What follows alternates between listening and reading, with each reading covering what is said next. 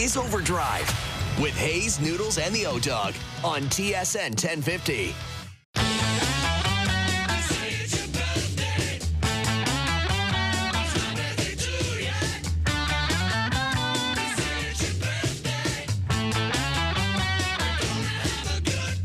All right, Noodles, go ahead. You hate birthdays, and apparently Doogie demanded we play this song. It's such a corny birthday song, too. But happy birthday to Noodles. There he is, the birthday boy himself. Thank you, and thank you to everybody who reached out, especially online and stuff. Doogie, it was not necessary for the OverDrive account to put it out there. And you know what? Rightfully so. There was a lot of people that were writing back saying asinine, just the word asinine. Yeah. Because isn't that my clip? That's your thing. Adults with birthdays is asinine. Yes. How old are you today, Noodles? I'm almost mid-50. I'm 54. Man, oh man, Wow. I'm feeling it. Man. I like that, man. I like that. On the right side of 50, right? Closer to 50 than 60. That's good. That's a positive sign. It's a big number, though. It's a big number. It's a big number. Like, listen, I get it. Like, I remember turning 40, and I was actually with some buddies over the weekend, and my buddy was like, I remember when you were so rattled when you were turning 30. Because we had a party at my house in St. Albert years ago. I was still playing. And I was like, man, I'm turning 30. Like, right. What is going on here? And now we're, almost mid-50s. But it is what it is. You're trucking along and seeing what you can do. But listen, it's not like we have anything to talk about today. Like, that's the crazy part. And by the way, we apologize about Friday. We all wanted to work. Doogie and our boss decided a day of rest was best. That is true. That was Doogie's decision, personally. Doogie and our boss said, you guys look a little fatigued. Take the day to yourselves. You're right. It was maybe not the best idea. Yeah, I know. But, man, can we catch up and make up for it today? Because we got lots to get into. Well, and I'm fully anticipating more news between now and 7 o'clock. Absolutely. It might go haywire here. Yeah, that's the beauty of it. Like, just prior to us coming on, if you're just tuning in, Aaron Ekblad signed an 8-year deal with Florida, 8-year extension at $6.1 million, which means he took a discount on what he had been making for the last, I believe, 6 years, where he was making 7.5. But I have an appreciation for that because me too, man. He's not. Listen, this is we always hear this through the grapevine, or even players off the record. Wow, the PA is not going to be happy. The PA is going to want you to go out there and it's your life. Yeah. That's all he knows is Florida. They've won 2 cups in a row. He wants to stay. All of his buddies are staying. He's like, fine, what's it going to take? I don't think this is a state tax thing with Ekblad. This is a lifestyle choice where he doesn't want to leave. And Zito's like, we're happy to keep you, but we just don't have the money to give to you. Like, we can't give you $8 or $9 million. It's just not going to work for us. He's setting up his life. He's in a great situation. He loves living in Florida, and he doesn't have to worry about thinking, oh, later in life, like, where am I going to spend my winter? Like, he is going to be living in Florida. He's a Florida man. He's officially a Florida man. It's a great place to live. They have a great team. They're probably going to be great for the next 4 to 5 years. And it's like, why not just finish up? And we've talked about it a lot over the years, guys. If a guy's – and by the way, I don't ever fault a guy for saying, you know what, I want to try to cash in and maximize the most dollars I can somewhere else. If somebody wants to do that, it's not like you're an idiot. It's not like you're selfish. They always say it is a business, but he said to himself, I'm not really in a position where I need to, like, quote unquote, cash in. I like it here. I can make great money. I can play here the next 6 years, 8 years, whatever it is, and it's going to be great for my life. I totally respect the decision. But if he said, I'm going to market and I want to make 9 or 10, I would have thought that was you can cool have it both ways. And there are players that are going to do that tomorrow that are not going to accept, I'm sure, what is on the table with their respective team, even if it's a team they like or a city they like. Yes. But they just know that there's more money out there because there is going to be money. Like what I have noticed over the last few days is a lot of teams are just keeping their guys or trying their best to keep their own guys.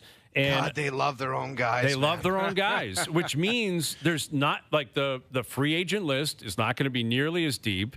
Yet there's still a lot of teams out there that don't like their guys and want to spend.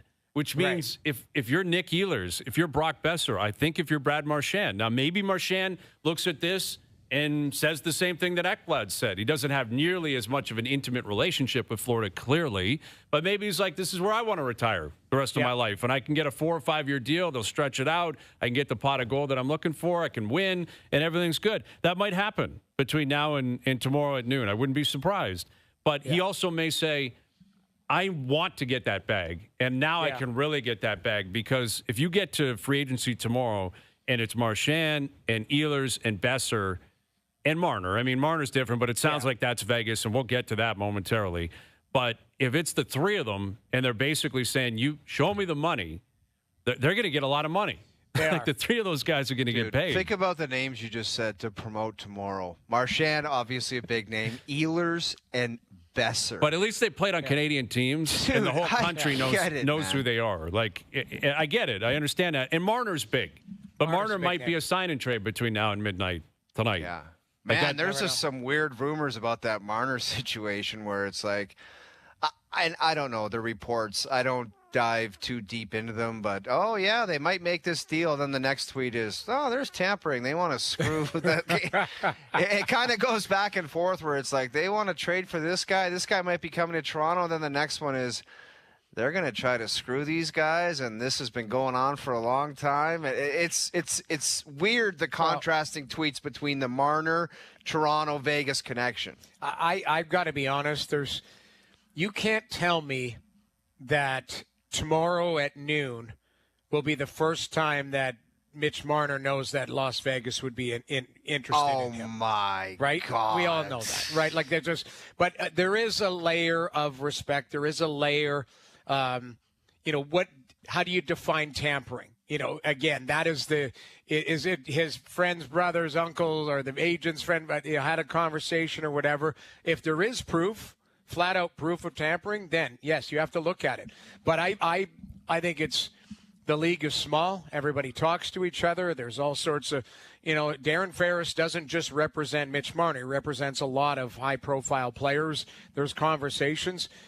Vegas has players out there, so it would be interesting to see if it is they're looking at tampering, then the level of it or what was going on. But ultimately, we'll see if there's a trade or sign and trade. Then they're looking at. But I think a sign and trade is only 8 years, isn't it? Unless it's Jamie, just it's an 8-year deal. Yeah, exactly.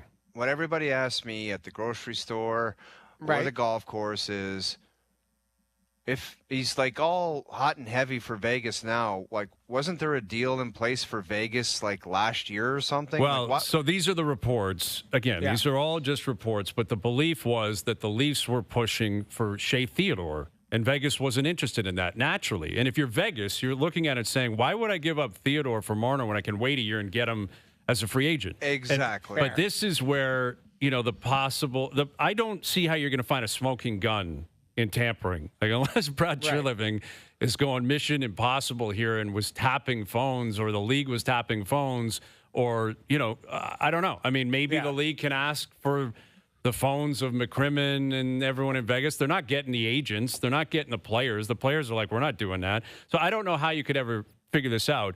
And again, I think Leaf fans, anyone pretending as if this hasn't happened everywhere else, it has.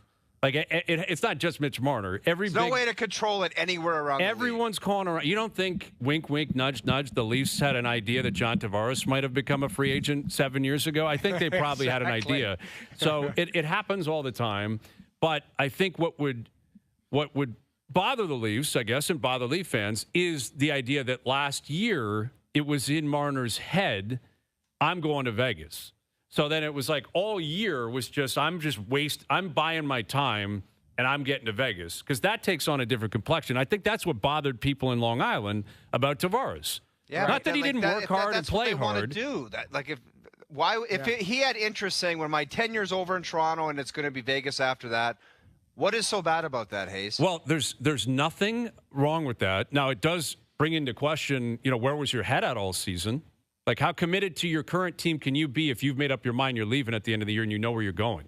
Which could never be proved. No, it could never be proved. I understand that. It's not about proving now. Like, let's call it what it is. No one's going to prove that. Mitch Marner's not going on a stand and, saying, I swear to tell the truth. That's not going to happen. Right. But if that is I guess what I'm driving at is, again, the aftermath of Marner leaving. Is it possibly going to get to a point where his return is perceived the way Tavares was when he returned to the Islanders?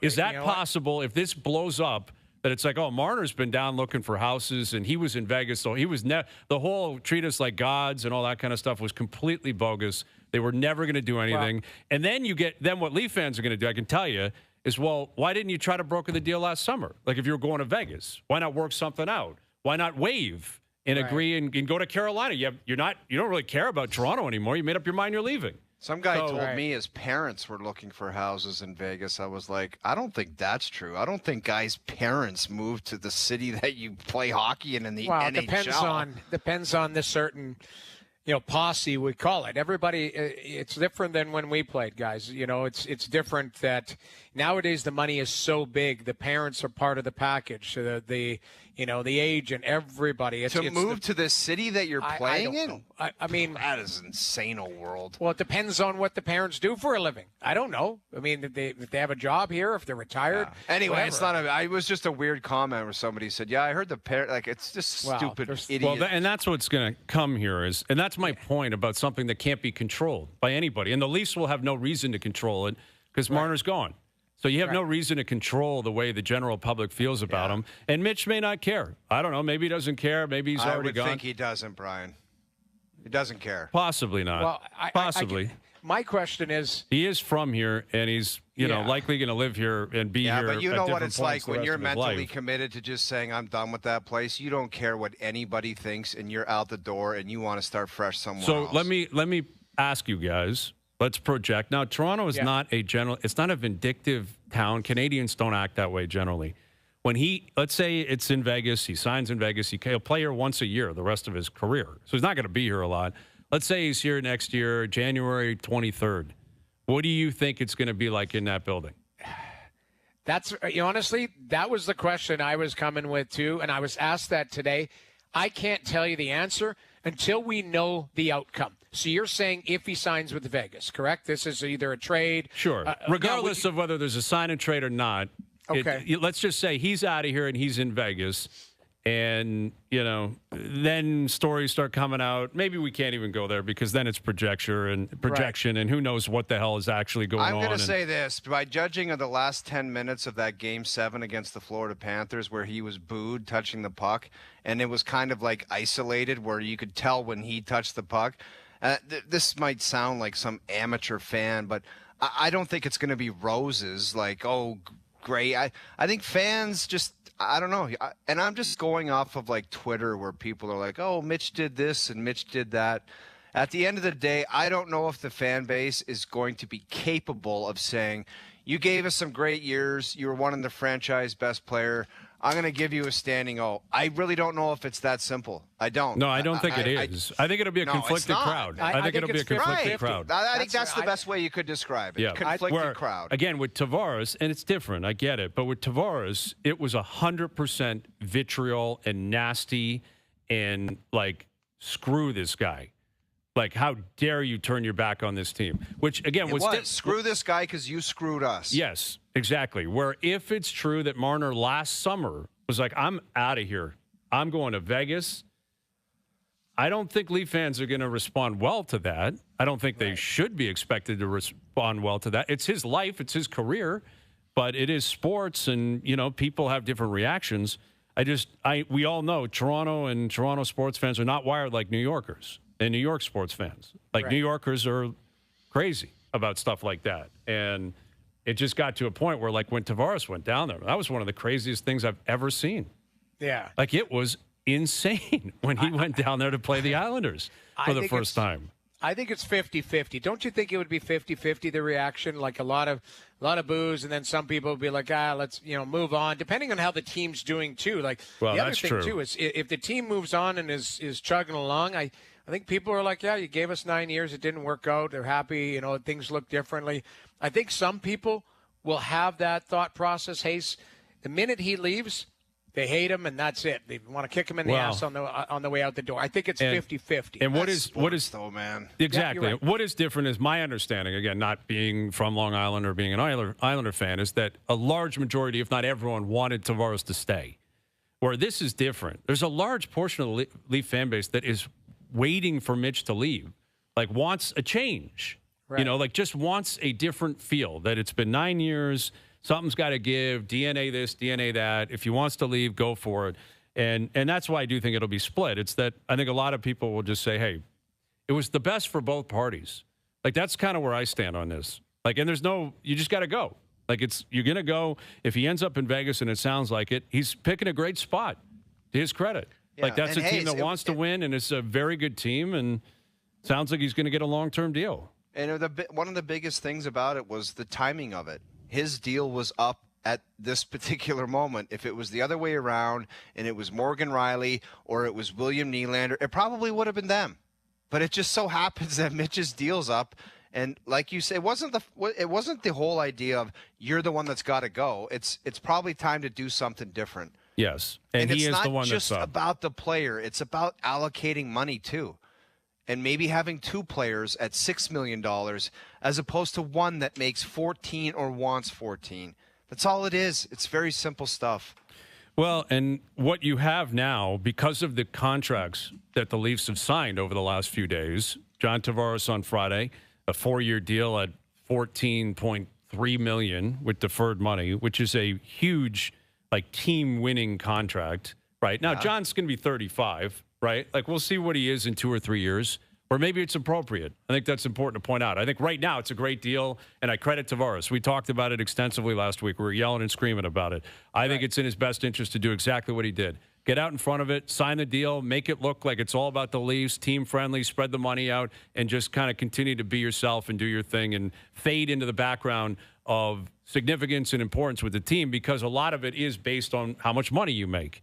Right? A lot of the analysis of the team is who's making the most money and what are the expectations of that guy. John is not going to be in a very different spot than what he was the last 7 years. But, in 2 or 3 years, maybe he is a $4.3 million player. Maybe he's a $3 million player. I don't know. The Nyes deal is more significant because it's a 6-year deal, $7.75 million. It's a good ticket. It's a lot of money for a guy that's played in the league for 2 years. But he wanted to stay. He didn't want the offer sheet stuff. He loves it here. He loves being with Matthews. And I don't think, like, he could have played hardball here. He could have played a tougher hand of poker than he did, from my perception. Man. And I appreciate that greatly, because I think it was long overdue. And I credit Brad Treliving first and foremost for saying we want to be treated like the 31 other teams. There's no Toronto boost because we're the Leafs and it's so crazy here and all that kind of stuff. And this is just 2 more examples, and I know I'm droning on here, 2 more examples of stuffing the players don't want to play here garbage in the locker, which is where it deserves to be, right? Because you're hearing that now with Mark. Well, players don't want to be here. Fans running people out of town? No. John Tavares and Matthew Nyes said, where can I sign, please? I'm dying to be a Maple Leaf. That's the reality. There are some players that love it, some players that don't, but there's no, this is too crazy, or fans are too crazy, or the pressure's too much, I can't be here. That's completely bogus. I got a ton of respect for Matthew Nyes. We talked about it near the end of the season, or the idea, people were tossing out the ideas of the offer sheets. Who the hell doesn't want to play in a great hockey city, play with Austin Matthews, and be the first-line left winger? And it's not like he's making chump change. How long is the deal? That's a big number. 6 years? 6 at 7.7, right? Yeah, 7.75. Yeah. Yeah, like 6 at 7.75. Last time I checked, you're set for life after that. And then you could go with the King Daddy Topper after that one's over. Life's going to be great for you. And he could have said, like, let's just get some offer sheet on some team in some area. I don't care less what it would have been, and I'm just going to move to take the cash. How happy would you actually be? And I love that. Just like you said, Hayes, he wanted to be a Maple Leaf. He wanted to play with Austin Matthews, and he wanted to get it done. Yeah, I got a ton of respect for both of those contracts. As far as the Tavares contract, I do like the idea that he said, look, man, I just want to play here. Let's make something happen. So it's great he's in the fold. But I just have to ask this, I hope this is the last time that I have to discuss the John Tavares. It's great he's in the fold, but I want to know, in a Game 5, Game 4, 5, 6, and 7, how are you going to win a playoff series with him on your roster? That's what I want to know. Like, how is he going to be a main contributing positive factor? Well, It's great you got him at a number you wanted, but that's my next question. How are you going to win with him on your team? Well, I think there is a different mix a little bit, and it depends on where he factors in. He's still going to be one of the main guys, center. Jamie. It's not like he's going to be getting spot duty. Well, that's I guess the $1 million question is if the team looks a little different next year, because it's not going to look amazingly different, but you are going to have to allocate Mitch Marner's money to upgrading, or at least they got money that they're kind of going to weaponize here, right? Like they got flexibility for the first time in a long time. And the team is going to look different or feel a little bit different without Mitch Marner there. But it comes back to the comment that Hayes said at the start of the show. A lot of teams are keeping the players that they have and saying, you know what, maybe Florida was the outlier. Maybe Florida's just, hey, we don't run into Florida and we're a pretty damn good team. That's kind of what you're seeing the message throughout the league is everyone's dying to keep their own players because either that is crazy, honest to God. Yeah, you're well, seeing that's what it sounds like. It like Winnipeg's trying to keep Ehlers, and I don't know about Vancouver and Besser, but we know Florida's trying to keep Marchand. Well, it sounds like Demko's signing an extension. Demko's signing an extension there, but here's the thing about that question, and you're not wrong, but I think it has to apply to the other guys as well. Like, doesn't that have to? You got to ask Austin Matthews first. Yeah. Like, forget John Tavares. Austin hasn't won anything. Like, he hasn't. I guess, Brian, you could start with that question right there. Austin Matthews, you're going to be our captain, the man leading the charge, the man making $13 million. How are we going to win with you being our lead guy? That's where it starts, the pecking order. John has to answer as well, and Nylander and Morgan Riley and, all these guys. Yeah, very fair. It doesn't start with John. And I think, again, with the contract being what it is, he's still an important piece, and he's got to outperform the number. That's the equation that's necessary in a hard cap system. All of your players, and the majority of them, have to outperform what their cap number is. So he can't play like a $4.3 million guy. He's got to play like a $7 million guy. Then you got real value. But the $13.5 million guy's got to play like a $15 million guy in the biggest games. So it starts with Austin. I'm curious what Tree Living's going to do here. Like there does appear to be the connection to Brad Marchand, and they have money. They can throw out $8 million a year, maybe $9 million. That's a big price to pay a 37-year-old. I'm not doing that at all. That is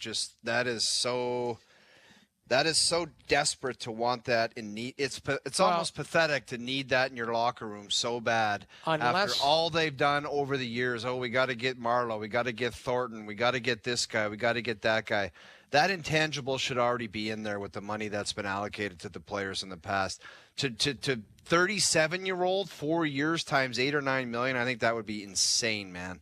Well, even if I love Brad Marchand, I agree. But the one thing too is, they don't have to build their team tomorrow. They've got they've got lots of time to do this. Absolutely. So it might be you hold on and you wait 10 games. You wait 20 games to see if you can keep flexibility, to see if there's a team that thought they were good and then realized they weren't. And then you go, okay, we'll take your $8 or $9 million player off of your hands. And this is the one thing that these managers, there is going to be some overspending and some craziness that happens tomorrow. We obviously want that. We're going to be sitting there for 7 hours. But you can also go, we got a really good team here, and we might have some flexibility when a team decides to move away from player X, player Y. Yeah. Or maybe a team goes nuts tomorrow in free agency and goes, I got to dump a player. I need to dump a $7 million player overboard to make the numbers work by the start of the season. Then you put your hand up and go, we'll take that player. Yeah, I think that's important to point out. Like having flexibility is a good thing. You don't just have to spend to the cap tomorrow. And the inconsistencies with the Marchand comment or conversation about his contract, it's conflicting because I'd love to see him here. I mean, like, first and foremost, I think you would say the same thing. Noodles, everybody. Yeah. Who would not want him in Toronto? Like the idea of that player, that personality, what he's represented, what he just played like. He's punted the Leafs 5 different times in the playoff series. Like the idea of Marner out, Marchand in is the ultimate like Leaf fan distraction, right? Like where Marner, for 10 years, I always felt very uncomfortable with the media, always very, felt just very uncomfortable, like just expressing himself and talking. I'm not taking shots I didn't take during his tenure. Said that forever. I'm not talking about his on-ice play. I'm just saying how he dealt with stuff, how he talked, how he spoke, how he handled things. Marchand will come in here, put his feet up, and just be like, let's go. I hope the Leafs allow him to, right? They better know what they're getting. They better not put a muzzle on him or tell people you can't talk to him or whatever. Let him be himself. And I think that immediately would be the biggest change in terms of just the voice of Marchand from Marner. But we just pumped the Leafs tires for making sure Tavares took an appropriate deal. Making sure Nyes took an appropriate deal, which Nyes got paid. Like, I didn't think it was a massive team win. I just think it's a good deal. I don't think, put it this way. 6 years ago, Nyes probably gets 6 years at $10 million. And they're like, just pay him, get it done, whatever. That was the attitude of the previous administration. It's changed here. So How do you stay consistent with that and then get to Marchand and say, what's it going to take? No and kidding. you're overpaying him. Yeah, you're right. You can't go from Nyes saying, don't even think about asking for that because we don't play that game anymore. Yes. That was not our deal. And then it's like, Brad, just write what, $9 million, $10 million? Fine, we'll just give it to you when you know it's an overpayment. I don't think you can do tough. It, man. It's tough. Yeah. Honestly, it's a challenge. even at 8, at 37 years old, I don't know. That is the challenge that I think they're going to have. 4 years? No way, man. But that's the thing. What if it's a big number at a smaller term? I wouldn't be shocked, guys, if the Boston Bruins said, you know what, maybe we screwed up by not offering that guy like this or that or whatever, and they circle back and say, we're going to make things right. I bet you that's on the table. I think it's on the table, but I don't think they screwed up. They bottomed out because their year stunk. They traded Brad Marchand to Florida and got a first-rounder for him because they won the Cup. They got a second-rounder. No, it was a conditional that turned in. It converted to a first when they went to the Cup. But with that in mind, Noodles, you're right. But by all accounts, the reporting's been out there. He was basically begging them to meet in the middle. Yeah, now he wanted an extension. He's not begging anymore. He's going to be like, whatever I said I'd take 2 months ago, up that by $3 million. That's tough to justify if you're in Boston. What I'm saying is they bottomed out last year, and they moved an asset and got a first rounder for him.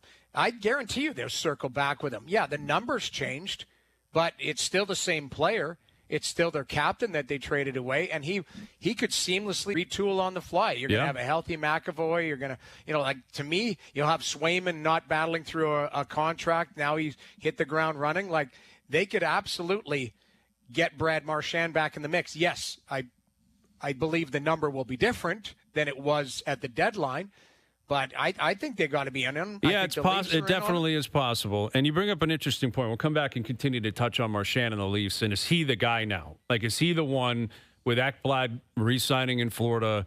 You talk about a big personality, a game changer in terms of style and all that kind of stuff. Who else is out there that's available that would represent that for Tree Living?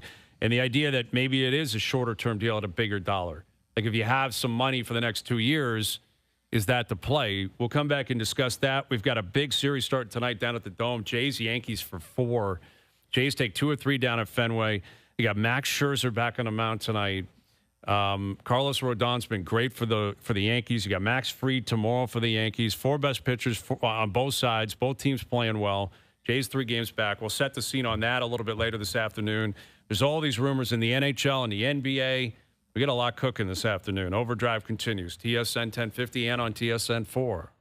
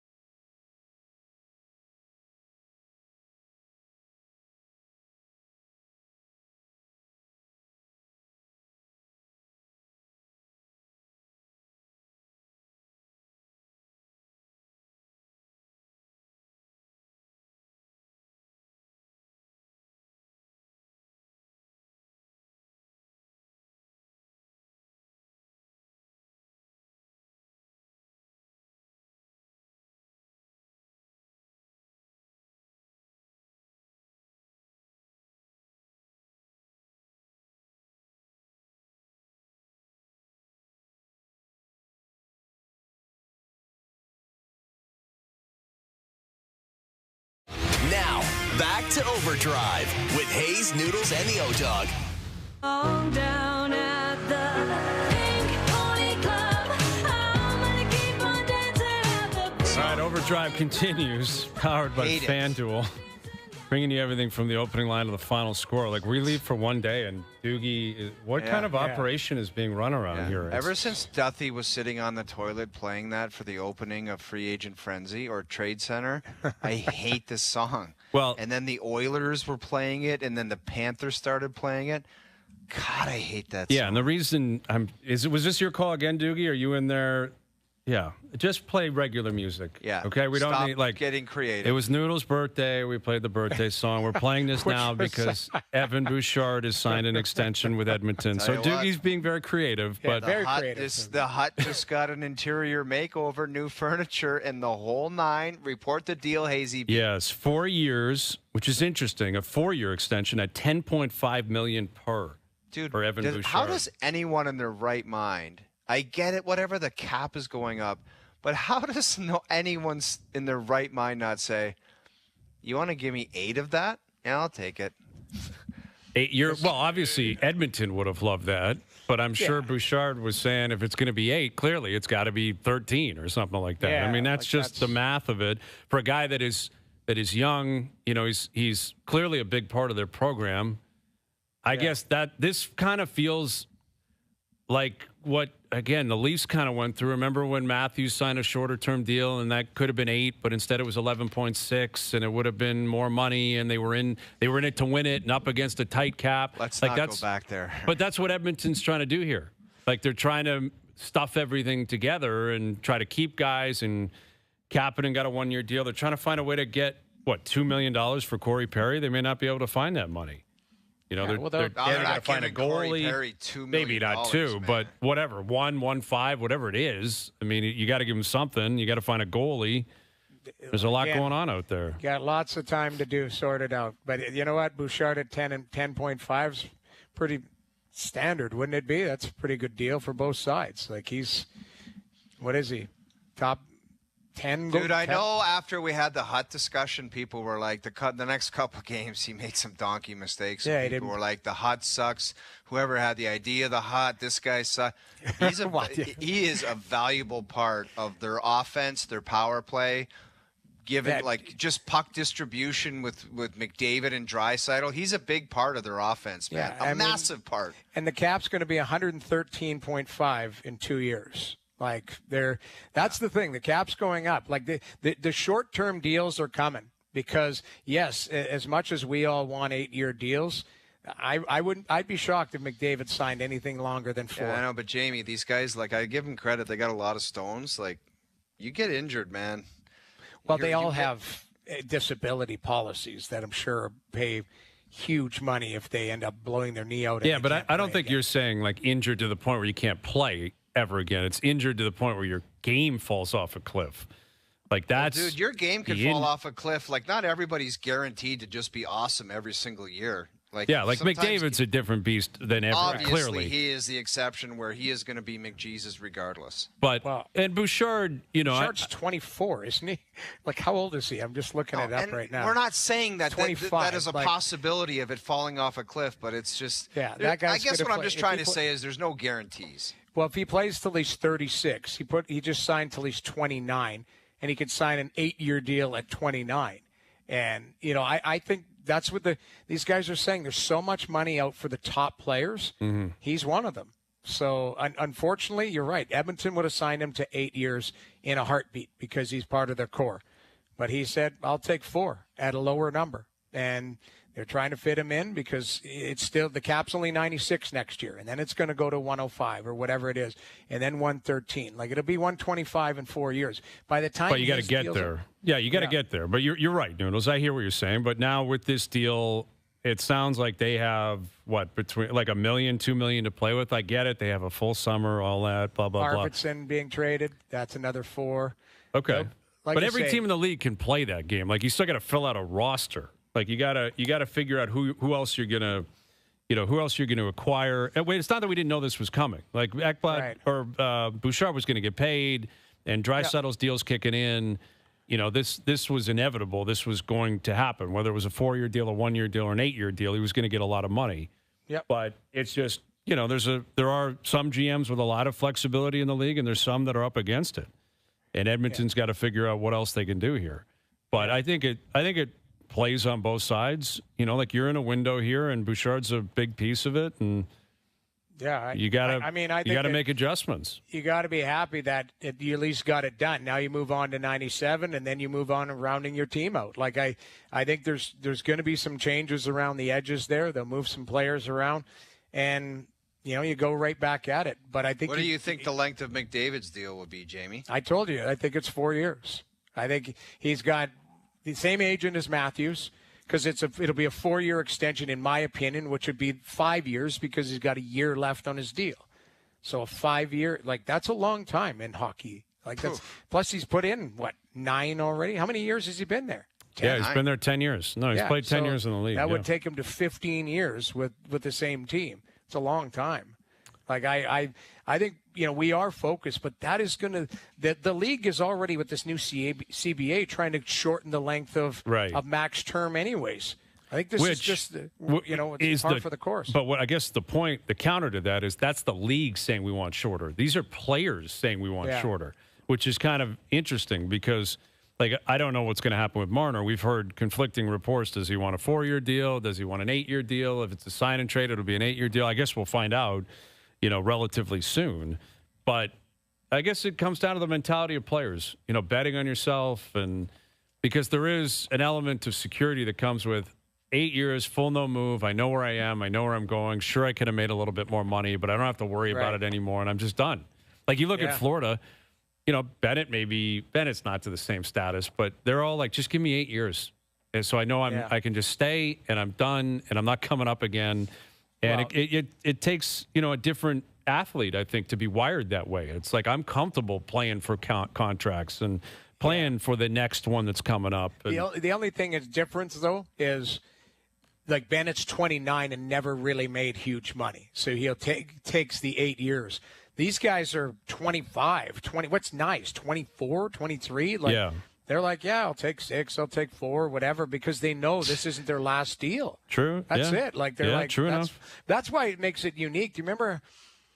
Look at the Ottawa. They signed how many guys at 8 years? It was Brady, it was Stützle, it was Sanderson. Montreal, same thing. Yeah, with Caulfield and Suzuki and those deals are going to look amazing. Dobson just signed for 8, which is that was a great. I don't know what you guys thought. What a great acquisition for Montreal.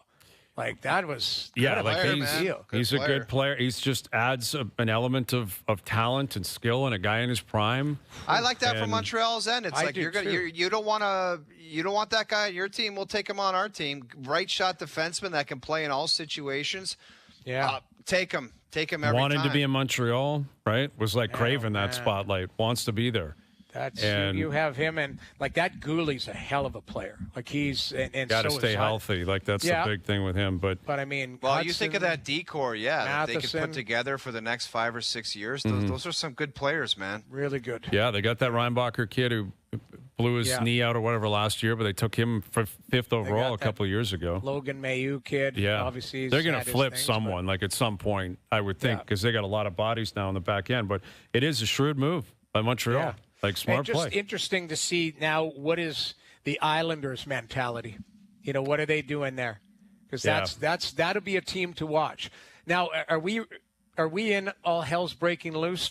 Did I actually call it this time? Remember, I've been calling it for 10 years straight. But is really all hell's breaking loose here? I don't think we've reached that level of insanity yet.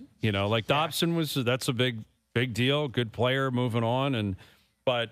Again, there's a lot of re-signings, a lot of avoiding of offer sheets and stuff like that. We'll see what comes of it tomorrow. If Marner just goes to Vegas, that's not really crazy. It's just kind of anticipated now. Right? It'll still be heavy to talk about. Yeah, no, for sure. Marner signing and putting a different jersey on and showing up at some presser will be newsy. Well, and Brad Marchand as well. If he gets to the market, that's kind of legend of the game. who could be available, and what his contract looks like and where he wants to play. I think it'll be very interesting. Would it be more crazier if Marner went to like Anaheim for $14 million? Yeah, so that would blow the doors off everything. If all of a sudden things break down with Vegas, and then he goes, screw it, I'm going somewhere else, and it's Anaheim or Utah or something like that, yes, then that would be different. But I always anticipate craziness being trades. You know, like that's what I'm waiting for. Maybe the Islanders are that team. Yeah. Like maybe Barzal, maybe Horvat, maybe other guys. Maybe with Darsh there now and Lou out, they're like, we got to reset. We just took Matthew Schaefer. They just had a lot of picks in this draft. Dude, who knows? They might take it down to the earth. Well, and then man. Sorokin maybe becomes available. Well, that's where everyone in Edmonton's like, I was there, and people are like, oh, Sorokin's. I go, first of all, what are you trading for him? Right. He's a top 5 goaltender in the league, or close to it. If like he's one of them, put it that way. What does he make? $9 million a year? Yeah, it's 8 something or 9. Yeah, it's a lot of. It's a big ticket. How are you going to might afford? have been one of those guys that Hayes and Jonas attacked when you were gone, Noodles. That's not true. And we saw how that I worked don't out believe for them. so. I don't believe that's accurate. Jonas might have, but not me. It was I wouldn't actually do blame that. it on Jonas. It Jonas. was Jonas. Yes. He's a top-tier goaltender. And if he ends up looking for a change, it's just, how do you afford him? And what do you trade for him? Like if he's let's call him a top 10 player, top 10 goalie in the league, okay? You're not trading, the rights to Connor Brown and, a seventh defenseman. Like you're going to get a king's ransom back for that. So it's dumb to just link him somewhere unless if the Islanders are actually going scorched earth. But he's a good goaltender. He's been up and down under Patrick Waugh. And if Jamie, they have, what did you make of the other guy getting traded, John Gibson? It feels like John Gibson's been rumored to be traded for so long. I don't even remember John Gibson playing elite where you're like, somebody should trade for this guy. Well, I don't remember those days. He had a good statistical season last year. Lucas Dostal was better than him, and they're But do you think paving he's the way going to for him. solve Detroit's issues in net? I think if he's healthy, he's better than what they've had. Put it that way. But I will preface my comments saying this will be one of your lists, Brian, or one of our Jerry's. Who will play more games, John Gibson or Thatcher Demko? Because it sounds like Demko's looking at an extension potentially in Vancouver. And again, that's a guy when he's on his game is a top-tier goaltender. I think Gibson is outside of that top 10. But Gibson, I did that stat, guys. He left the net 19 times in 18 months. Yeah, with injuries and pulled and all of that. But that's crazy. Detroit is just so desperate for goaltending. Well, they do. They need it. Yeah, they look at who they've acquired over the last 3 or 4 years, or just in the Yzerman era. It's just been crazy, and now Gibson's the guy. I mean, I don't think people in the East are overly concerned about that. I really don't. I don't think anyone's like, now Detroit's a real player because they have John Gibson. But the weird thing is I looked, I thought he was like 35. He's 31. It's just he's been around a long time and, mileage, all of that type of stuff. But you're right. I think he's a good goaltender. But Detroit needs to make some more moves than that. For sure, man. For sure they do. All right, Chris Johnston on all the goings-on, around the league, what we've seen already today, and what he projects to happen with Marner, Marchand, and more between now and midnight tonight or by noon tomorrow. So CJ coming up in about 20 minutes. Jays Yankees starting tonight, 4-game series down at the Dome. We'll tee that up throughout the afternoon. Duncan Keith is on the show later this afternoon, too. Nice. We'll catch up with him. That'll be great. Overdrive continues, TSN 1050 and on TSN 4.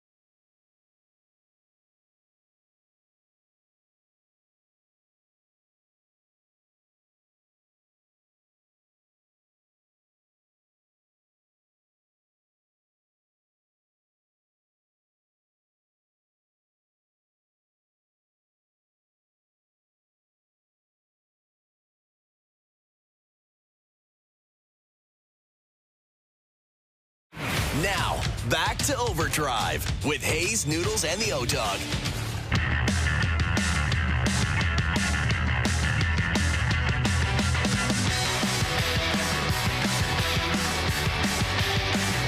All right, something to chew on, brought to you by Boston Pizza, Canada's favorite sports bar. Enjoy a $15 lunch at BP where you get an entree, a side, and a drink, and you'll get it all in 20 minutes or less. A fast lunch doesn't have to be fast food. See you for a $15 fast lunch at your local Boston Pizza. We've been asking online about Brad Marchand, and is this a scenario where the Leafs should try and sign him regardless of the price? That is what is being asked. It's very close to a split online. There's some people saying no matter what the cost, you put him in the fold. Yeah, I mean, I think clearly they're not going to pay him $15 million a year, you know. But I think if it's $8-9 million, that's a huge price. Okay, that's an overpay. Hayes, what do you say if Tree calls you and said, "Hazy B, what do you think about 4 years times 8, Brad Marchand? Yes or no? Are you doing it?" I would be very uncomfortable Gotta be with yes it. or no. It's very uncomfortable. It's not an option. Yes, fine, yes. The answer is yes. Yeah. I'm just going to do it, and it throws everything else I just said out the window about Tavares and Knies. But here's the difference. You're too emotional. No, it's not about emotion. Yeah, it is. It's not about just emotion. Say, you know what? It's too much. I can't do it. And then you go. Let's plug Pontus Holmberg there. Or Matthias Michelli.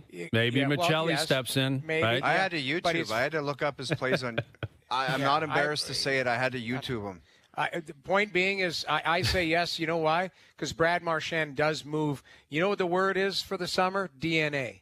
And he's a difference maker. Well, he moves the needle significantly. I'm also, you got to understand, I'm looking at this through the eyes of we're in the entertainment business and we're creating a lot of content. We've also seen needle-moving deals in the past, how they turn out a year after they're signed. I understand, and that's the gamble that comes with it. I hear you. It's a big gamble, man, because there's reports out of Florida and throughout the league that he very well could just stay. And if he ends up staying there for $5 million a year, then Florida's running it back. And we keep saying this. All these teams trying to keep their players. The one team where it makes sense is Florida. Yeah. Like, obviously, they're trying to keep their team intact because look what they're doing to the rest of the league. But it's a huge price. It would definitely make you feel uncomfortable. But he's still got a lot in the tank. He's still a great player. He brings such a different energy and voice to the team. And the idea of, like, Marner and what he represents out, Marchand and what he represents in, is such a shock to the system of the team. Right. And, yes, it's a raw DNA, intangible thing, but he can still play. Like, he just proved that. Now, what he can do for 4 years, no one's got an answer on that. Are the wheels going to fall off at the end of this year, next year, the following year? I don't know. Eventually, they will. Could injuries pile up? Absolutely, and that's a big gamble and a big part of the concern. But he just, obviously, if you asked me this 3 or 4 months ago, I'd have a different answer. But look what this guy just did. Like, he was unbelievable for Florida. Top 5 player in the finals. In the 100%. Throughout the playoffs. Yes.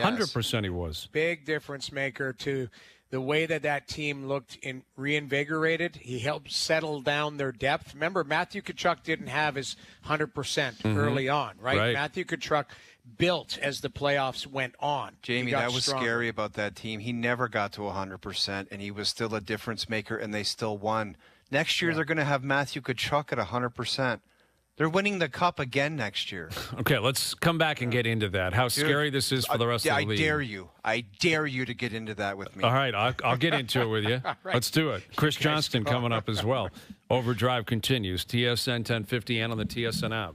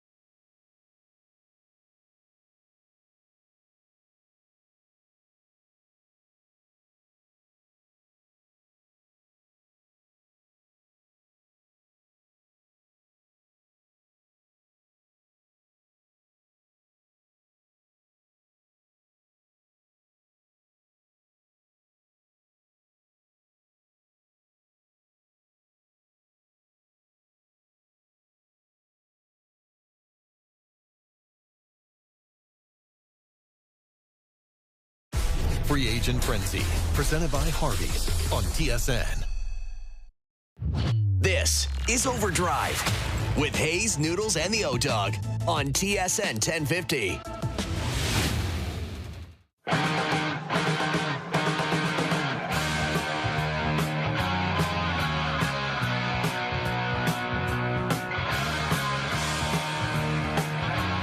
All right, Hour 2 OverDrive continues, powered by FanDuel, bringing you everything from the opening line to the final score.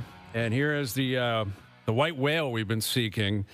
I guess it's landed. Darren Dreger tweeting out that Mitch Marner has signed an 8-year deal with the Leafs and has been traded to Vegas.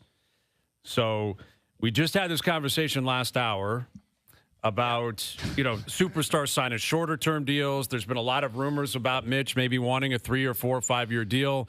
Give me the 8. Give me the 8. Give me the 8, but also there's, been some noise over the weekend and reporting about tampering and, do the Leafs maybe have Vegas in a position where they're going to trigger some sort of investigation? Do the Leafs even have the power to do that? I'm not sure. Was it poker in the end?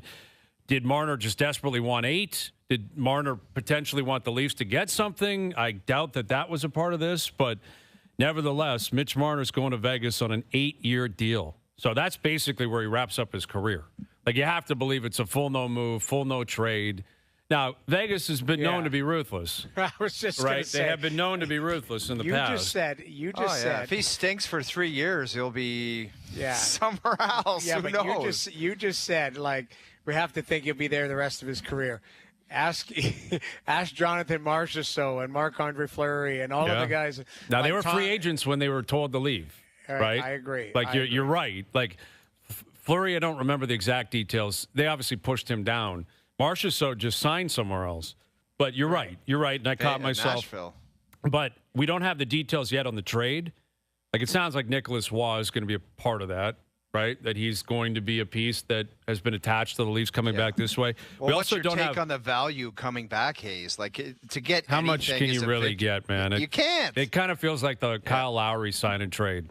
Remember that? Exactly. It was like Precious Achua and like a second rounder. Yeah. So it So wasn't for fans that are saying, "Oh, you're getting screwed on the trade," like the fact you're getting anything is something. Yeah, I mean, you're right. Unless Vegas had, if it's a massive deal, let's find out what the number is going to be. Because if it's a huge number, Vegas has to throw some people overboard. And it's not just Nick Hague and who else did they trade yesterday? It was Hague. And Hague went to Nashville, and you're right. But brought Colton Sissons back and guys like that. And we don't know the number, just to clarify. All that is being reported is that Marner has signed the 8-year deal with the Leafs with the sign and trade in mind, so he's going to Vegas. But the cap hit's coming out. It's got to be more than what he was playing for. Like, he's not going to pull an Ekblad here to go to Vegas and sign for less than $10.9 million per. I can't imagine. 12.5, you think? I wouldn't be like surprised that? if it's the Rantanen deal. Like, maybe it's a bit more, right? Rantanen signed basically a sign and trade 8 years for $12 million per to go to Dallas, right? No state tax, very good team in the West. Right. How much more can it be than Rantanen? 12, maybe it's 12.5. If it's 13, I'm thinking that's an unbelievable deal for Marner. Yeah, but I think it it's would be 12, 12, guys. yeah. I think it's 12. I think it's been reported that it's an 8 times 12, and that's what he's doing. Yeah. Yeah. So It's 8 a by Rantanen 12. deal. 8 by Yeah. 12, which is literally the Rantanen deal. The exact same one he got. Yeah. And I don't know. Like, that's the thing, though. Again, it was, Mitch is going to get the most money ever, and he could be the highest that paid was player in the big league. thing. And He's getting 14. There's rumors that it's going to be north of 14, and he's the next one up. And it was like, Well, listen, I don't know. You know what? It might have been if he went to Anaheim or if he went to Chicago or one of those teams that were willing to, overspend to come into their situation. well, that's 8 times coming. 12. That's coming. The PR spin will be coming soon, right?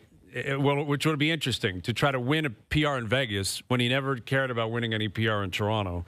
But I wouldn't be surprised at all if that came out. It could have got 14 what PR somewhere in else. Vegas is what PR win? This is back to your PR thing. What PR is he winning in Vegas? Well, if it gets spun that he could have got 14 somewhere else, but he took 12 in Vegas because he really liked it They there. you think care. that fan base in Vegas don't is going to care. be like, Oh, oh, maybe this they guy's don't. Maybe you're this right guy's because a hero. because they're an unconventional hockey market.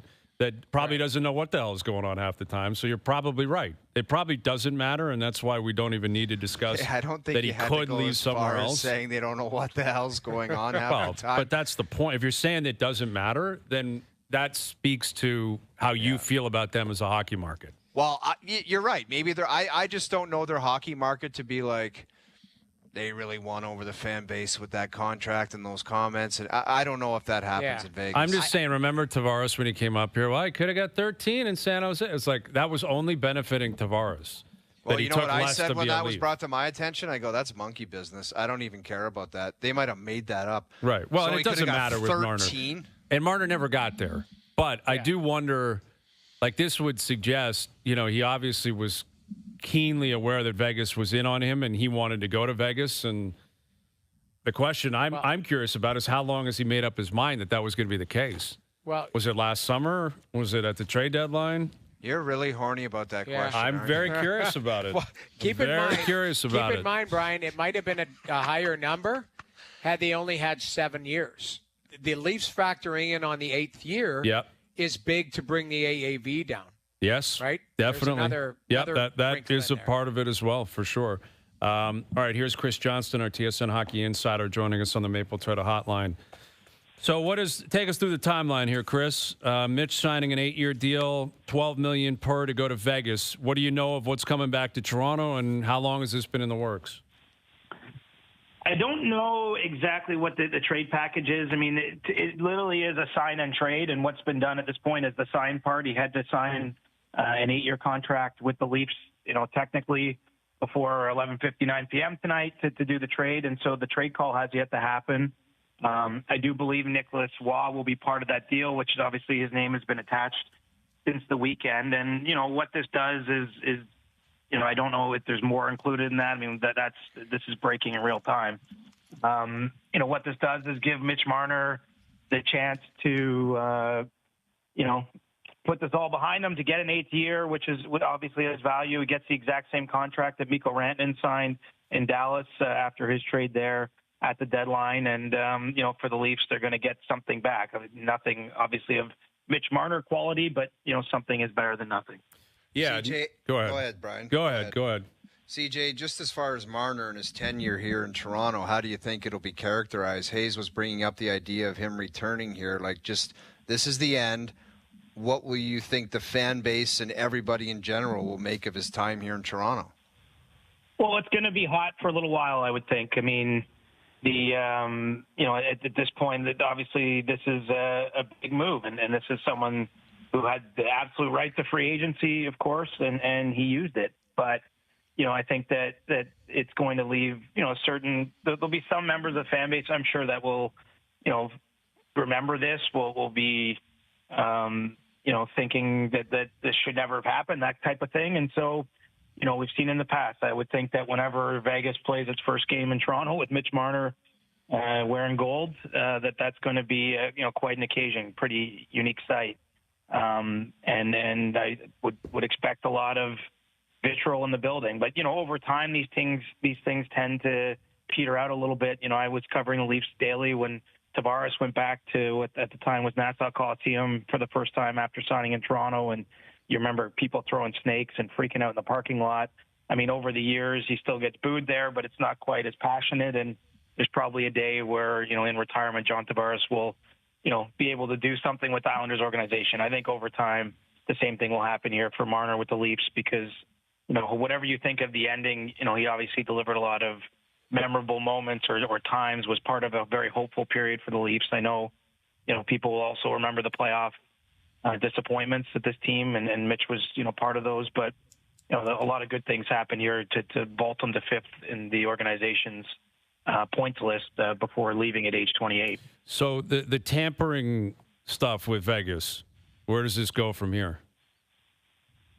I don't know. I think that it will probably subside too, but I can't say that definitively at this point. I guess we'll just have to see when the dust settles. I mean, this was always a unique case. I mean, the Leafs and Golden Knights had talked trade on Marner more than once. They talked about it at the trade deadline as, a potential 3-way trade with Carolina that never came to pass. But obviously during the process of those conversations, it was known that the Vegas wanted Mitch, that the Leafs would consider the trade, and that Mitch Marner would want to go to Vegas if it could ever happen. And so, it's not as night and day or clear to say, that something, as serious as tampering necessarily happened. I mean, when everybody at the table at least knew that all the things I just listed were true. As I said, I don't have all the information, and I'm not sure where we'll go from here. But the fact that it ends relatively amicably with, getting the team to sign him to that 8-year deal, getting some kind of package back here, which we'll soon find out what the details of that are. All those things I do think suggest to me that there might be some feelings and emotions that involved for everyone here that I don't know that it's going to rise to the level of anything else coming of those allegations. So we're chatting with Chris Johnston. It just broke that Mitch Marner has completed a sign and trade with the Leafs in Vegas. 8 years, $12 million per. He's going from Toronto to Vegas. We don't know what's coming back. There are indications coming in now that it sounds like Marchand and Florida are going to figure this out, CJ. So if that happens, let's presume that happens. Brad Marchand returns. Sam Bennett returned. Aaron Ekblad returned to Florida. If you're Brad Treliving, what do you do now? Like what is possible for him to do with what's plan C? Yeah, what is the next plan? Because 6 months ago they probably wanted to keep Mitch Marner. 6 minutes ago they were hoping to get Brad Marchand. What does he do now to complete his DNA change? Well, we'll have to see. Is it on the free agent market or the trade market? Because free agency, we are still going to have a show tomorrow. There will be free agency, but we're missing a headliner, right? I would say probably the next best option in free agency might be someone like Nikolai Ehlers, very different type of player than Brad Marchand, but a proven top 6 winger. That has been in the league a long time, and I do think holds some appeal for Toronto. But the problem, of course, is that he holds appeal for other people too, and he's going to have options. And so I certainly don't have enough to say whether what percentage chance the Leafs would have at him, but I would think that he'll at least be someone they're making a call to once he officially hits the market. And beyond that, I do know the Leafs front office has been gearing up for what could be a long summer, that there might be, take some time for them to get the roster to a level, where they're comfortable with it. I know they're very excited about Matthias Maselli, who they traded for today. Not obviously a huge name necessarily at this point, but he did have a pretty big season a couple years ago. And he's still young in his career and has, the ability, I think, to be a top 6 winger for this team. And so, the truth is it might take some time. I don't know that we're going to get the answer tomorrow. But, the Leafs have got a fair bit of business done here in recent days, and they are still armed with cap space to improve their team, even with Brad Marchand not available for them to bid on, and obviously with Marner, leaving town. That's where I was going to go, Chris, is does that more think that they would sit on this cap space and start to take a look at the trade market and maybe even into the season, where you've got some teams that they might covet a player or two, but maybe that team is not ready to move away from that player until, we'll call it U.S. Thanksgiving type of thing, where, I think there's teams that think that they're in it right now, but they'll change their mind probably 20 games into the season. No, they know they're not in it, Jamie. They just want to wait until U.S. Thanksgiving so they prove to their owner that they just had to look at it. Well, fair enough, but I guess that my point is, do you feel like Tree has the flexibility to wait to go into the season to maybe find that right player, that right fit for his organization? For sure he does. I mean, it really comes down to that. Obviously, they have to be good enough to get to the playoffs. Yeah. And I think knowing what we know of the roster, it's not a crazy thought to think that they will be. And they might not even know who the player is yet. I mean, that's the reality. They don't necessarily have to have the exact answer to this question. I realize it's not comfortable, and it's probably a hard thing to message publicly to a fan base because you're losing, an absolute bona fide all-star superstar player in Mitch Marner, and you don't necessarily have the shiny toy to unveil and say, here's his replacement. But,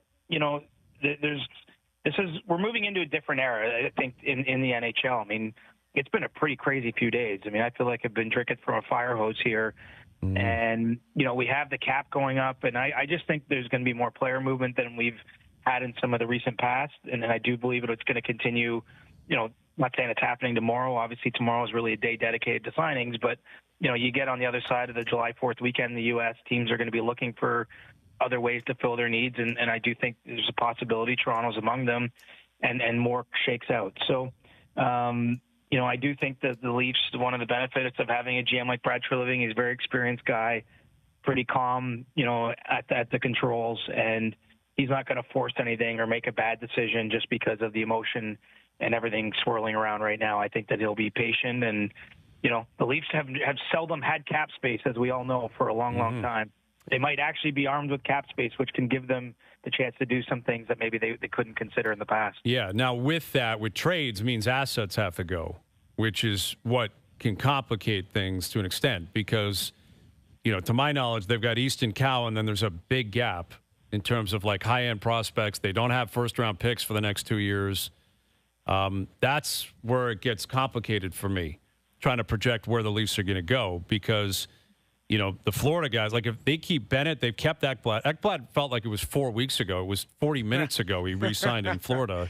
Yeah. And it sounds like Marchand is real close to a long-term deal in Florida as well. So if they keep the three of them and, again, like Marner's gone, like they picked up Michelli today from Utah.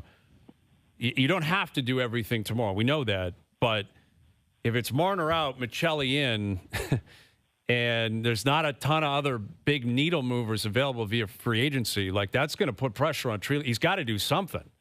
Like something's got to change within this team. Yeah, but if you have that mentality, Brian, where it's I have to do something, and if you think there's pressure to do it tomorrow, that's not what I'm saying. I'm not saying tomorrow. I'm saying by game one, like, yes, you got to have it's got to look different than the team that basically lost to Florida minus Mitch Marner, doesn't it? You would think so. Wasn't that what he was saying that has to change? Well, I'll say this. There's a lot of teams out there that would love to have the players the Leafs have at the top of their roster. Right. Like from an offensive standpoint. And I think they don't necessarily have to go get another high-end forward right now. I mean, I think it would be preferable, but, if it's not there, it's not there. Signing a bad contract doesn't work for anyone. And so... Look, it's going to give us lots to talk about. I think this is going to be the most interesting Leafs season in some time because it's true shakeup happening. And they're going to go after bottom six guys. I'm sure there'll be some signings, but there might still be a bigger hole in the scoring aspect of the team that they have to address over a longer period of time. Well, and the Leafs just sent out an email. They've signed Steven Lorentz 3 years at $1.35 million per. So Lorentz is coming back. It's the same team minus Marner right now. Yeah, I get it. It's not going to be the exact same team. I know that. I get that things are going to change. But, Tavares is back. Good deal for the team. But, he's back. Nyes was always going to be back. Lorentz is back. Here's my question. I'm curious to see what else they end up doing here, the Leafs. Well, and they've got nothing but time to do it. That is the luxury here. But what is if the word DNA was used, and I know you hate it, what about this team will be different as far as the DNA? If you got one player out and so far one player as of in, right now, Hayes just described it. It's the same team with Mikko Michelli and Marner gone. Matthias Michelli. Yes, you're right. I know, but is that like? I don't think that's a major overhaul. It's not. That's what we're trying to say. Yeah, it's nowhere close. But you still have the luxury of time here. I still think they're like, maybe I'm in the minority of it. I still think you're adding a D. I still think you're adding. But who is that, forward. Noodles? That's what I'm wondering. Like with Ekblad resign, like everyone was pointing to Ekblad. The obvious ones were, well, see if you can get Bennett. Okay, he's gone. See if you get Ekblad. He's gone. Well, Marchand's got to be the guy. He's gone. Like Pierre's tweeting out, it's basically done. It's a 6-year deal for Brad Marchand. 43. Which, wow, they're spreading the years out, right, CJ, to make the money work. Yeah, I mean, 43 is wild though. That's a new one. Dude, he ain't playing past this. He will 3 be years. retired down there in Florida, man. Literally. Yeah, but probably still making money. He'll be a $6 million skills coach. Yeah, I don't. But it's not 6 though. That makes it 4, isn't it? 6 times. No. What's the deal? It's 6 a $32 year? million total over 6 years, right? See, that's what is being reported anyway. So that's 5. Yeah. Yeah. The Yeah. latest info we have is that they're still kind of around the, working on that cap hit, but I think that that's a fair number. I mean, look, he could have got 4 years and $8 million on the open market. He gets the same $32 million total over 6 in Florida, and he's going to finish his career Panther. It looks like. I mean, they're talk about running it back. I mean, we think the Leafs are the same. The Panthers they're keeping everybody. They're keeping the whole band together. It's a hat trick, as Pierre tweeted there for Bill Zito. It's incredible work, man. Like, he said it on the ice with Duffy and Noodles and everyone. He's like, we're going to try. And everyone laughed at him, and he found a way to make it work. It's incredible work in Florida. Bob McKenzie coming out of left field here, tweeting that, to his knowledge, like it sounds as if it's Nick Roy straight up for Mitch Marner. Like, that's the trade, a 1-for-1. There's nothing else, no picks. Maybe there's more, we'll see. But that's what Bob is hearing. So why did they toss in Nick Waugh just to say?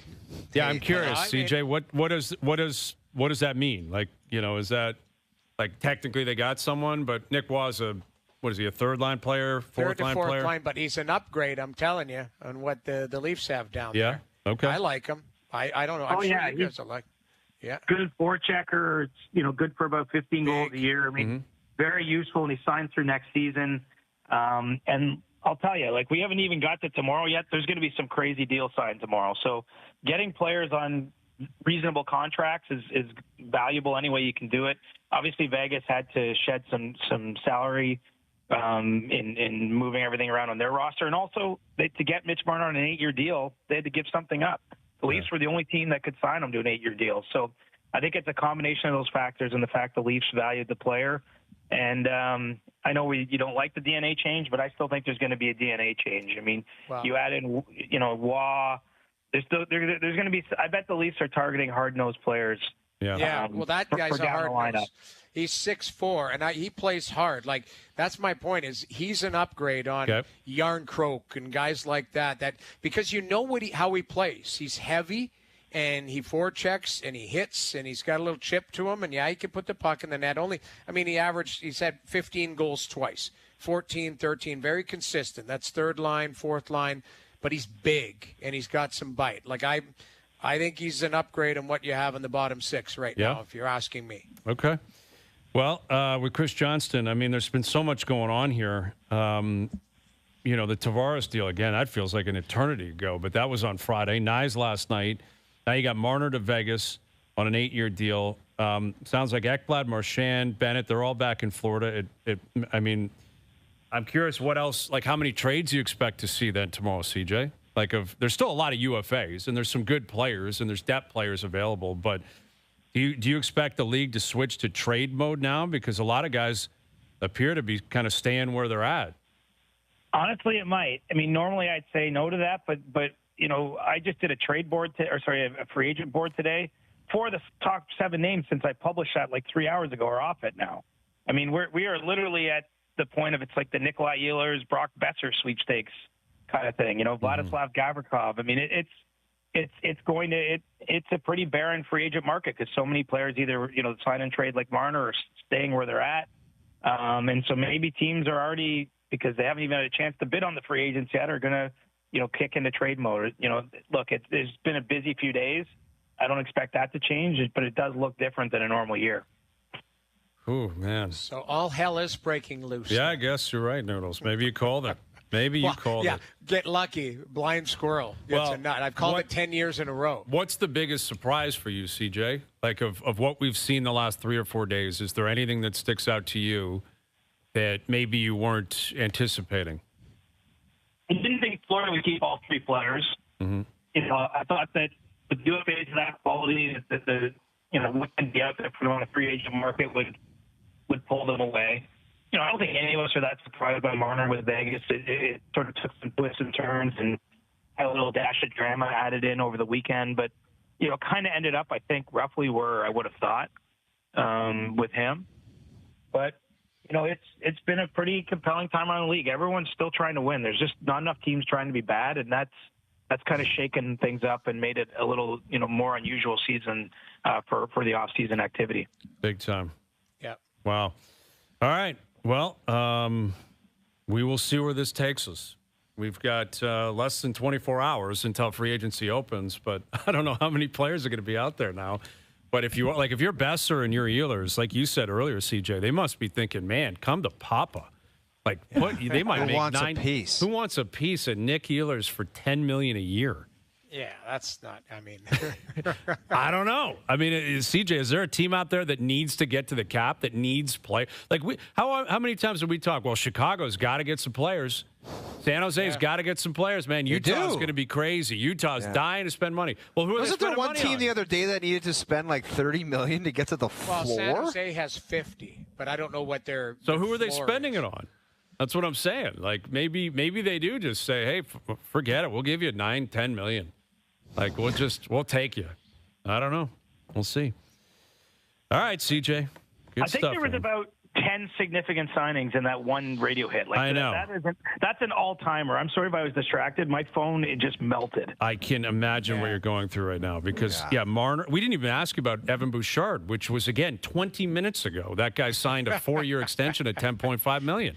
That's old news. Old news. But, like, what do you make of a shorter-term deal for Bouchard in Edmonton as opposed to either a true bridge, a 2 or 3 year deal, or a 7 or 8 year extension?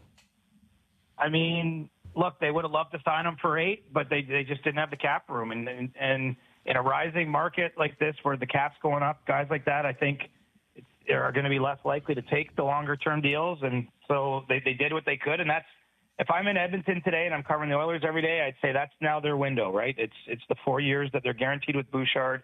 They have Draisaitl signed, and now they got to get to work on 97 at some point here and get a way to get him extended as well. Ivan Provorov re-signing 7 years, $8.5 million with Columbus, according to Pierre LeBrun. And I'm sure Chris Johnston, if we weren't wasting your time here. But so Provorov off the board. Like, I saw Frankie Corrado going through his free agent list. He's gonna attack. 3 hours ago, the guy was running through his board, and now like 10 of the players are gone. Dude, he's not good. He can just mail it in and do something tonight. Now he's got to really work, dude. Now he's going to be talking about guys on the fourth line playing in Finland. Dude, that's shrapnel. Nobody wants an update on what they deserve or who's going to sign those guys. Right now, the Quizmaster is calling Frankie Corrado off the hook. Absolutely. And just saying, what are we doing here? What are we doing there? As he should. You know what that's happening. Well, and CJ, buckle up because I guarantee you SportsCenter is going to call you in 30 seconds and say, whenever you're ready to come on and do insider trading. So we'll let you go and recalibrate, and we'll do it again tomorrow. All right, guys, and you didn't even get to the biggest news of the day. What's the that? Leafs have let Pontus Holmberg walk away. You're kidding me. No. Didn't give him a qualifying offer. Pontus era likely over. That guy was playing in the playoffs every night. Second line left wing. What changed? Like, Greg Berube, I'll bet you that's Tree Living saying, Berube, you're not getting him anymore because you kept playing him. Like, Berube loved playing Pontus Holmberg. I like the guy. I don't know. To be fair, you can still sign a guy if you don't give him a qualifying offer. He's just a free agent now, and he'd have to choose to come back at a different number. That's interesting. They don't need another small guy. They need. There's your DNA changing. And so if he's got, do you think? I guess quickly we'll keep. There's so much going on. Yarncroke, Camp, like Domi. Do you think how deep could it go where Tree Living decides to move off players that are currently with the Leafs? I mean, look, I would be surprised if both Camp and Yarncroke are back. But, it also depends on other things, right? It depends on how much cap space they need. But both those players have a signing bonus due tomorrow, which after the fact, I think it would be easier to move. It just means they have less salary owing after those are paid. We'll have to see. I mean, there's a lot of still waiting for some dust to settle here. I mean, even haven't fully processed the fact that they're out on Marchand. So they're probably going to have to regroup and figure out their own plan. All right, CJ, this time we'll really let you go. Thank you, buddy. See you, boys. Chris Johnston joining us here on the Maple Toyota Hotline. Drive the built-in Canada fuel-efficient, fun-to-drive Toyota RAV4. Gas or hybrid models available. Visit mapletoyota.com. All right, to recap, Mitch Marner just signed and trade with the Leafs. 8 years, $12 million. Gets the exact same deal Mikko Rantanen got with the Stars. Exact same, and that's appropriate. That's the level he's at. That's the comparison, which, again, and we got a lot of time to talk about it. That comparison wasn't applied to the Leafs when he was up 6 years ago. It was Austin Matthews was his comparison, but that's neither here nor there now. The Mitch Marner core four, got to get mine era appears to be over here in Toronto. So Mitch Marner on his way to Vegas for Nicholas Waugh. That's what they're getting. The Leafs are going to get Nicholas Waugh. Big body, can play probably third or fourth line, center or wing. Evan Bouchard, 4 years, 10.5 to stay in Edmonton. Brad Marchand getting a 6-year deal at $32 million total to stay in Florida. So Bennett, Ekblad, Marchand all stay in Florida. Ekblad was an hour ago. Hazy, let's take a break and just give us a refresher when we come back over the last hour. Like, just give us a full Doogie, get a board, give us the whole. We got to go through it, too, like weigh in on it, what we like, all of that. Okay. There is one little nugget that I want to throw in there on Florida. Okay, a nugget on Florida. We'll get into that. Who can possibly beat Florida with them running it back? And okay. Yeah, we said we were taking a break here and refresh. Keep your thoughts to yourself. Okay. We'll come back and address that. And the Mitch Marner era is officially over in Toronto. We knew it was coming, but now it's official. How do we look back on his legacy as a Maple Leaf? OverDrive continues. TSN 1050 and on TSN 4.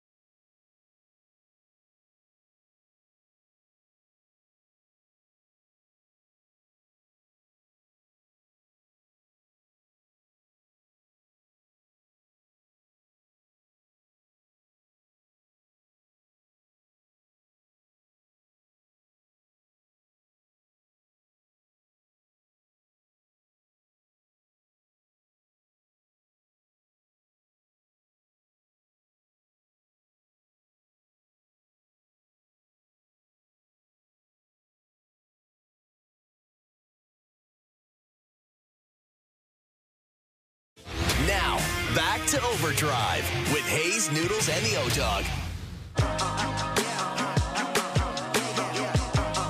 Want to hear some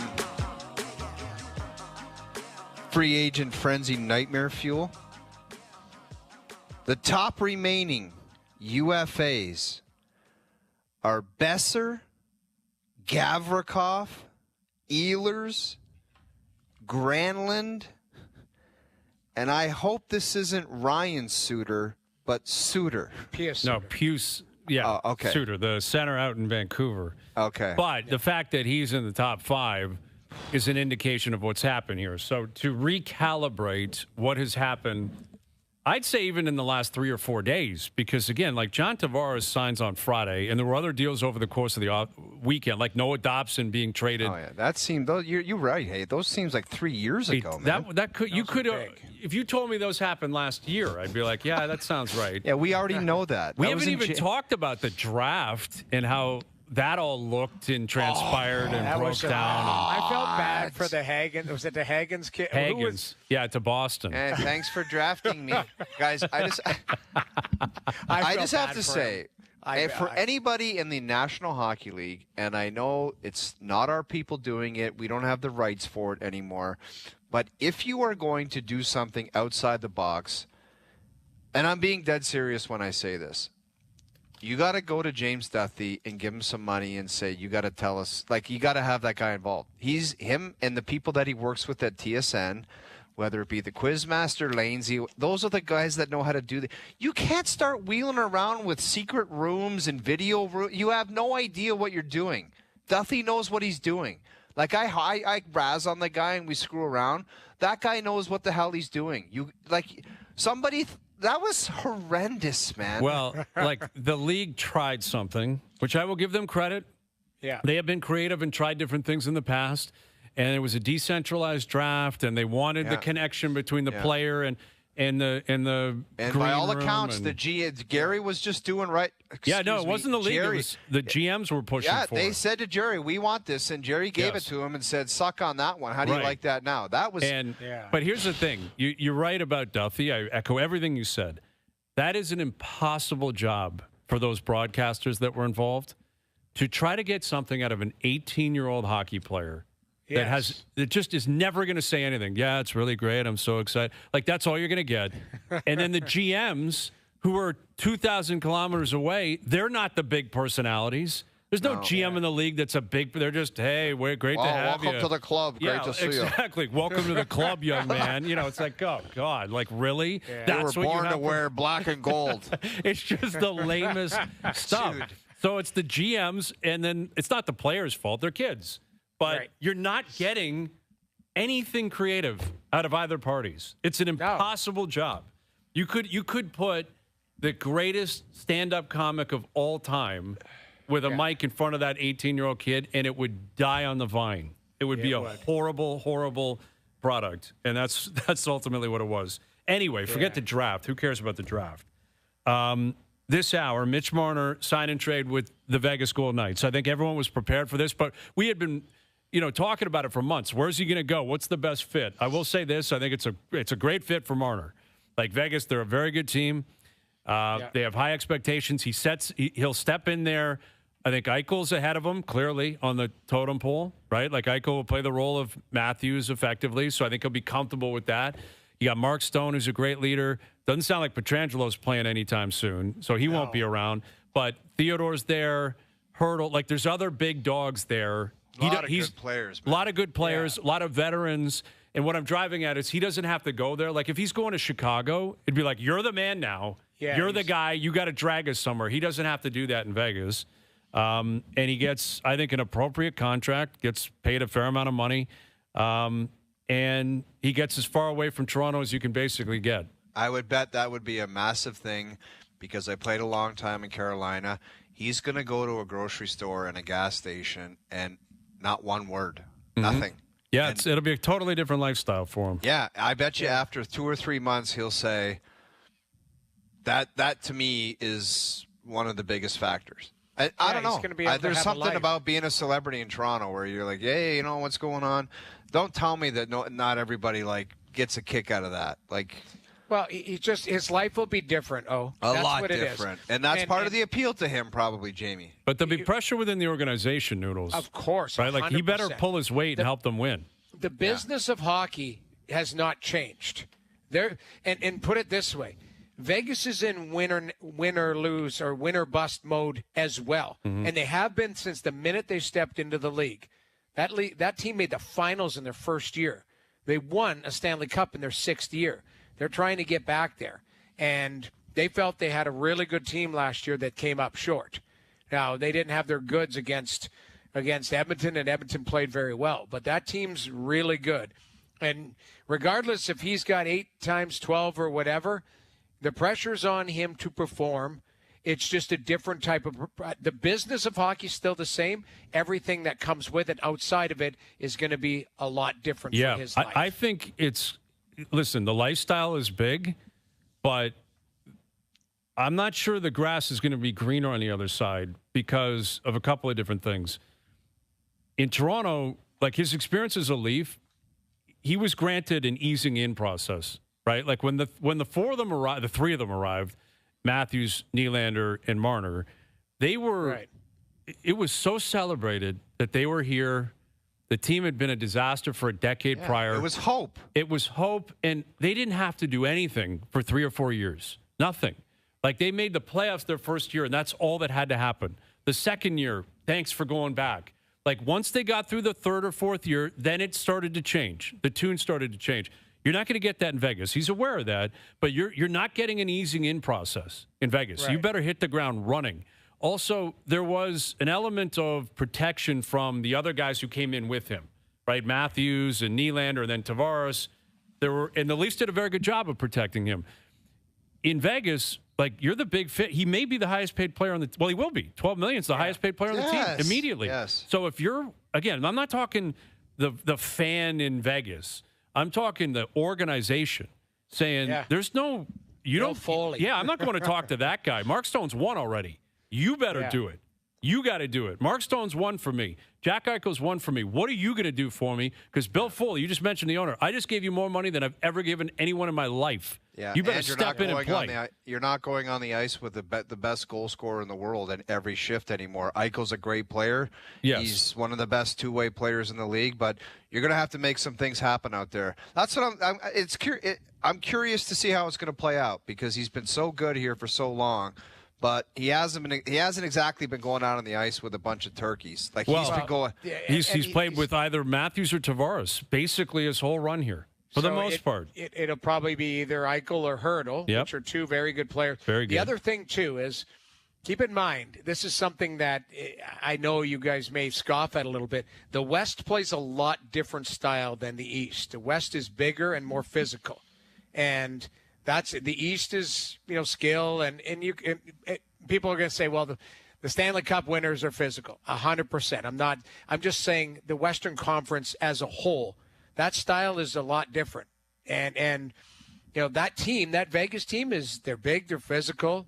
He's going to add skill, but his game might have to adapt a little bit to the way that Vegas likes to play. Bruce Cassidy's going to say, this is how we forecheck. This is what we do. It's a different style. It's a different thought process, the way that they play hockey in Vegas compared to Toronto. Yep. It's not right or wrong. It's just different. So he's going to have to – there's going to be an adjustment period, too, where he's going to want to make a play, and they go, oh, well, we do this. Okay. Well, and that's an interesting connection. Like their coach, Bruce Cassidy, he was the guy in Boston in 18 and in 19, right, when Boston beat the Leafs. But there's also, with Toronto, I think the hope always was that he would stay here his whole career, be a legacy guy, number retired, Legends Row, all that kind of stuff, and eventually win a cup here.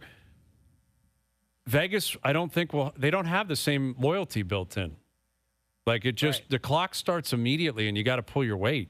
And Mitch will be great during the regular season. That's not up for debate. You're right. There's going to be, you got to grant him some time to find his way and all that kind of stuff. Like he's still a human and he's going down there, but he's a great, great player, and he'll fit in. And he's a guy that's capable of, I think, playing with almost anybody.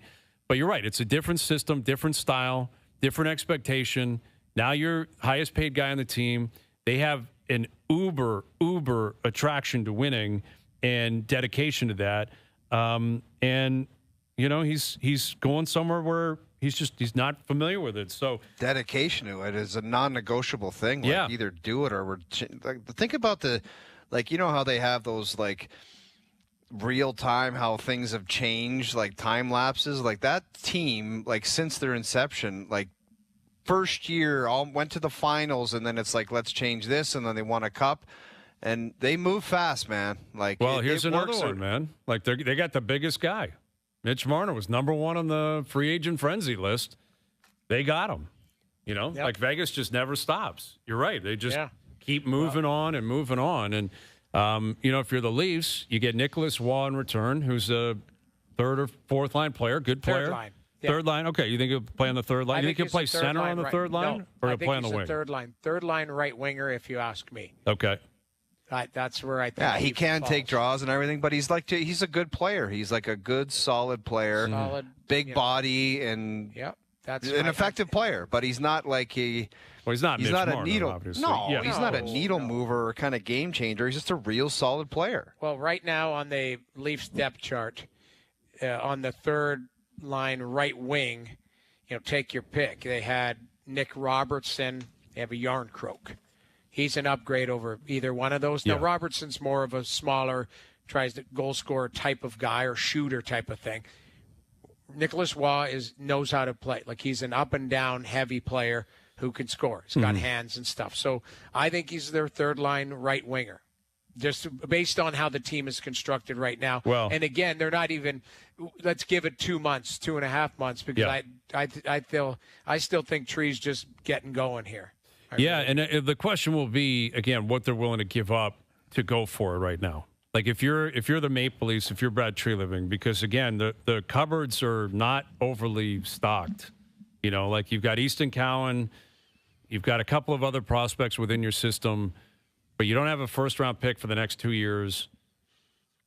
How are you acquiring these other guys who could be available? That's what I'm curious about, because it's not David Kampf, Calle Yarncroke, and a 5th-round pick for that second-line player you want.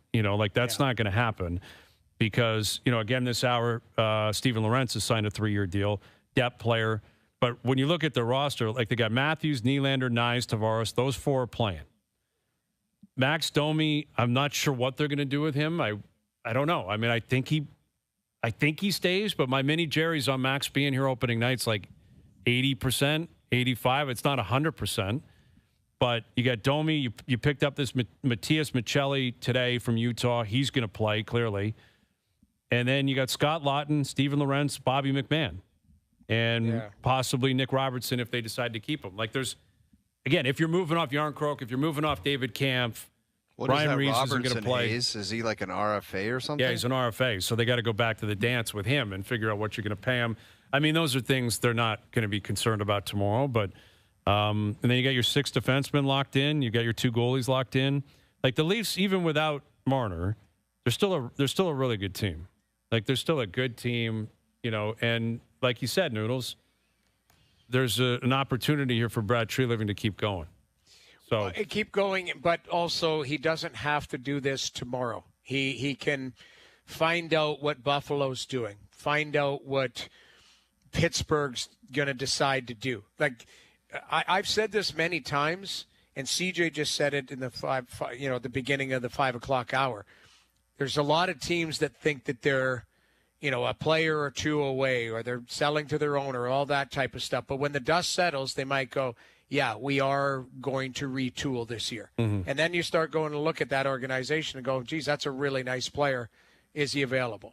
That's where I think that is big. Now, there'll be other teams that might be willing to do that too, and that's where my point of, if you don't have enough to trade for those guys, right? If you don't have first-round picks and you don't have high-end prospects, how are you getting those guys? That's fair. I don't know.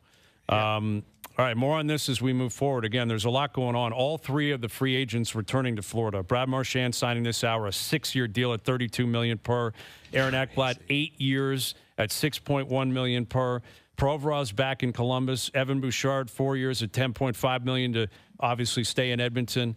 There's a lot going on in the league here right now. So we'll continue to touch on it between now and 7 o'clock. OverDrive continues, TSN 1050 and on the TSN app.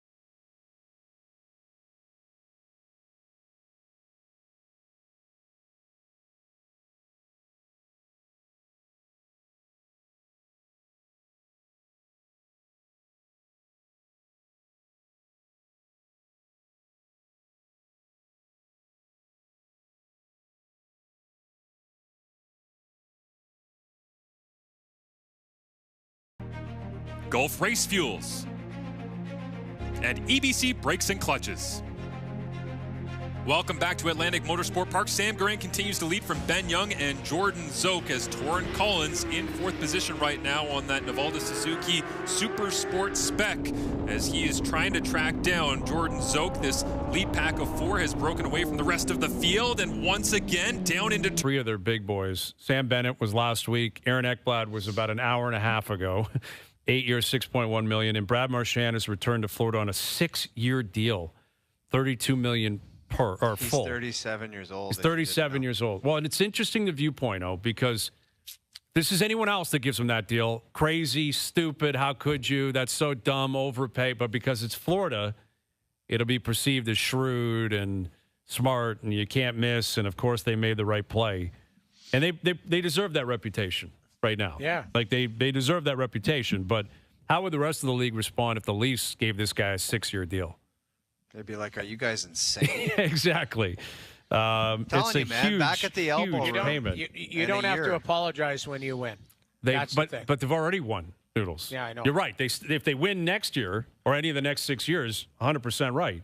But they better win, in order for that to be true, because you're right. But they already got the best of Marchand, and they got a ring with him. All right, more on this coming up into the next hour. How the league responds to Florida, what the Leafs do. Marner on his way to Vegas on an 8-year deal. Nicholas Waugh on his way back to Toronto. Steven Lorentz is re-signed with the Leafs as well. Overdrive continues. TSN 1050, soon to be up on TSN 2.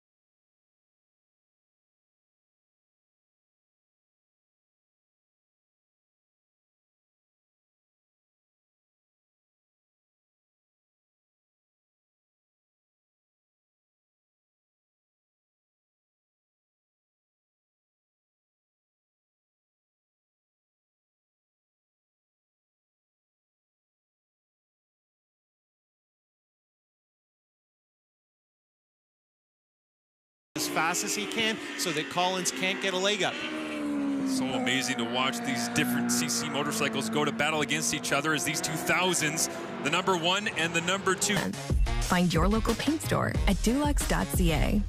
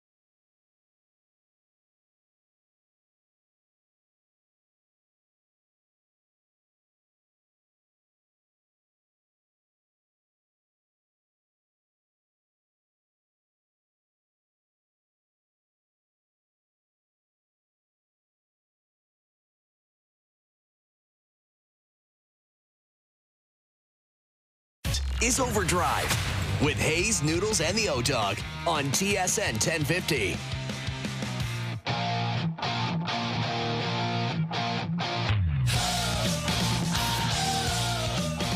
All right, OverDrive continues, powered by FanDuel, bringing you everything from the opening line to the final score. Brian Hayes, the O-Dog, Jeff O'Neill, Jamie Noodles, McLennan, best bets coming up later in the hour on Jays Yankees tonight.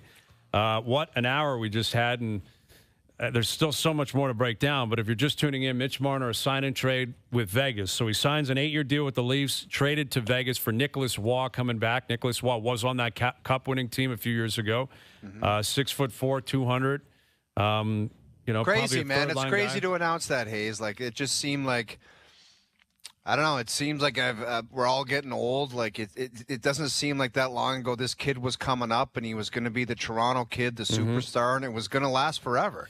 Well, yeah, you're right, man. You're right. Like, the exit of Marner, like, he's been in the organization for a decade. They drafted him 4th overall in the McDavid draft, right? Yeah. Every Leaf fan was hoping they'd win the lottery like every other team. Like, how are you kind of racking this up with like a Vince Carter exit and different players? Like, where does it resonate for you as far as exits of kind of star players and golden boys in the city?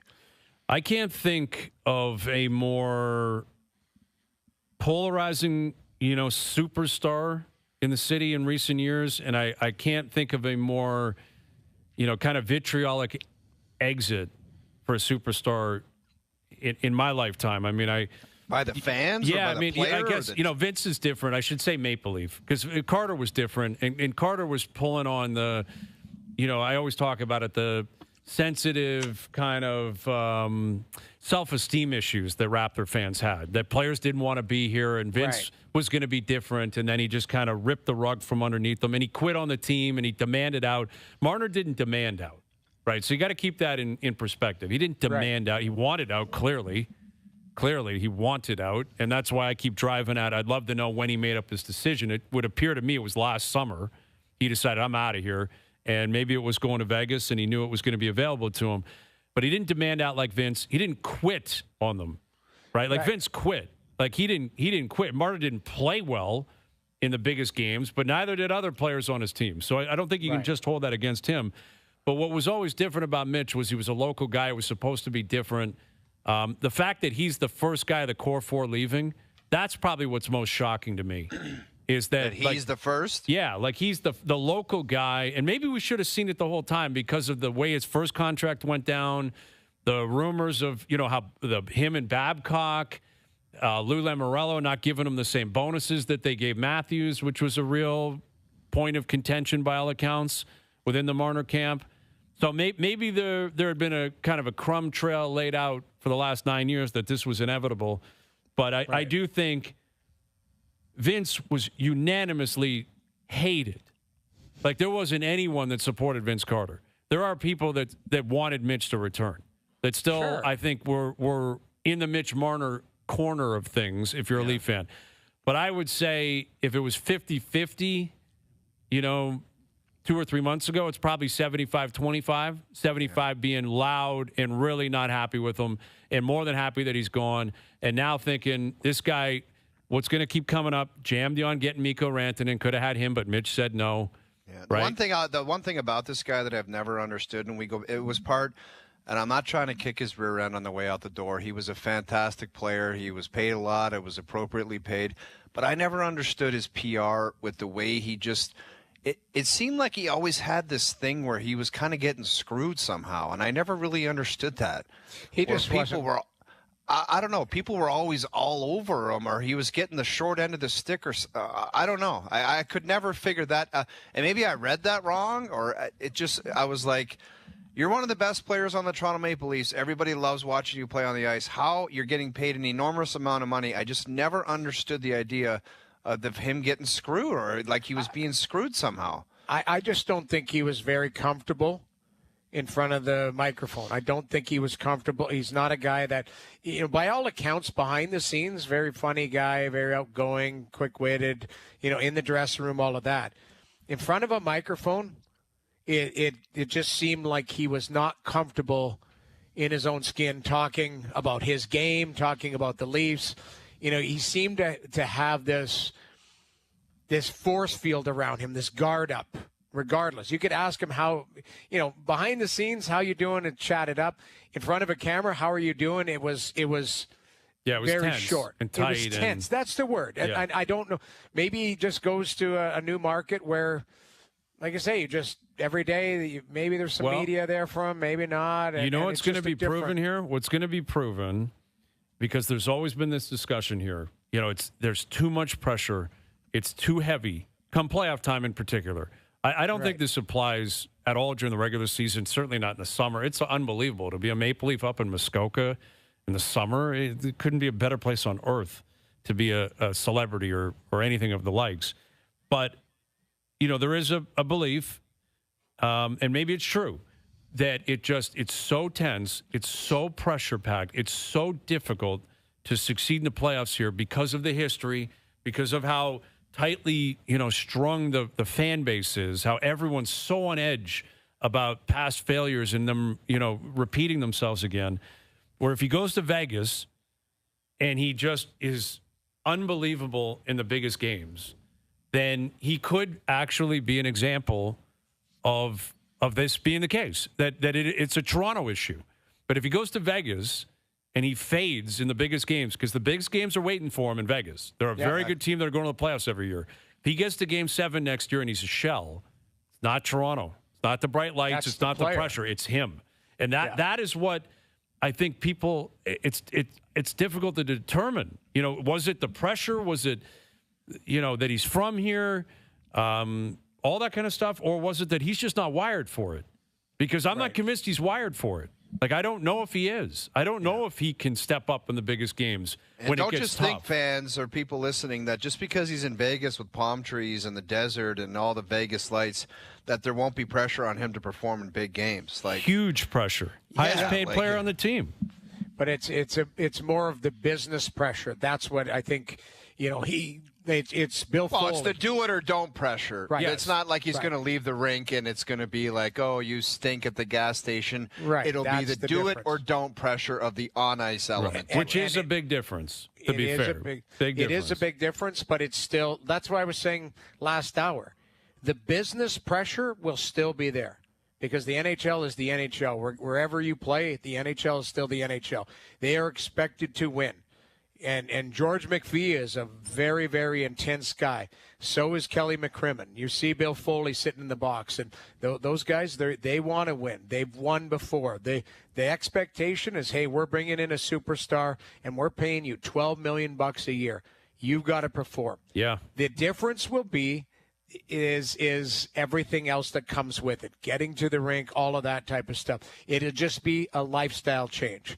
So we'll see how it unfolds for him. Yeah. But it will be. It's going to be shocking. It's not the same history there at all. I mean, it's Vegas. No. They've been in the league for, 8 years, 9 years. It's a totally different experience. And, that really, it's amazing the way he's going out here because, again, it's a sign and trade. He was a free agent. He didn't demand out. But you look at it, someone just sent this to me. Fastest player in franchise history to reach 700 career points. Holds the longest point streak in team history. 4th all-time in assists. 5th in points. Tied for 4th in points per game. Like, all these things he's got. A local kid, and yet he's leaving. And a lot of people get out. Like, we're happy to see him leave because of the way I think he played in the biggest moments. I know. There's a lot of stupid fans being keyboard warriors. But it's not just keyboard warriors, dude. It's a lot of people that aren't on Twitter. It's the guy in the truck driving down the 401 too. It's not just keyboard warrior guy. It's a lot of people. And I think what this is, the reason why I think a lot of people were the reason he's leaving with the amount of vitriol and the reason he's leaving and maybe even being compared to Vince Carter is because it never felt like, I don't know, it never felt like, he really wanted it all for the Leafs, I guess. I don't even know how to formulate this thought. Like, he wanted the money, the access, and all that, but it wasn't like he put it all on the line for the Leafs, or he wasn't willing to take a discount for the Leafs, or he didn't love being a Leaf, and now he wants out. And I think that is what a lot of people take personally. And a lot of Leaf fans are like, all right, then get out of here. And if that's your perception that I just got to get out of here and I don't want to do this anymore, people aren't going to like that. But There's he no also, doubt about that. with it, there wasn't playoff success. So that's the other thing that I think the fans you're talking about, Brian. And he has to own that, Jamie. Yeah, He that's has to totally own that. reasonable for people to be unhappy with that. He's part of that. He's part of what we were talking about. We talked about it for how many years? Realistically, not, the first 4 or 5, you're like, okay, this team is young, the core's still growing and that. But realistically, what has it been? The last 5 years where it's like, core four, these guys, with Tavares involved and all of that, you got to do something different. Top heavy, especially forwards. It's not spread out through the team. You got to break it up. Dubas, by all accounts, maybe wanted to. Maybe Shanny didn't want it to. All of this stuff. So now that it's coming, whether it's organic, whether the player chose it or Brad Treliving made it happen, it's happened. So that era of the core four, it's over. It's there's still a core three, you can call it. Well, that's an interesting point. Like, did the Leafs really instigate this? I don't think so. Like, by all accounts, Brad Treliving was knocking on the door of his agent 3 or 4 months ago, begging to negotiate which or trying to negotiate. So the Leafs, I don't think the Leafs are in the right to be like, well, we needed to break up the core four. You didn't do anything. But there was a lot of Mitch things that were up. out of Brad Treliving's hands. The way that this guy's contract was structured, let's valid. be real here. Very That's valid. fair. But it has been reported on that they were trying to negotiate. Doesn't mean they would have agreed to terms. Right. But Mitch determined maybe last summer, I'm out of here. I don't get the impression the Leafs had that thought. Well, that's exactly right. He determined I'm out of here, and when they approached him with some kind of trade possibility, he was like, now I'm really out of here, so don't even bother with anything. Well, and the other thing, too, is, you're still trying to manage assets, regardless of emotion. We just talked about, we just posted, Joe from the Bridge posted the type of stats this guy's put up. He's been a superstar. He's been an all-star. He played four nations face-off, all of that. And he almost walked out the door. Yes, you get Nicholas Waugh, you get cap relief.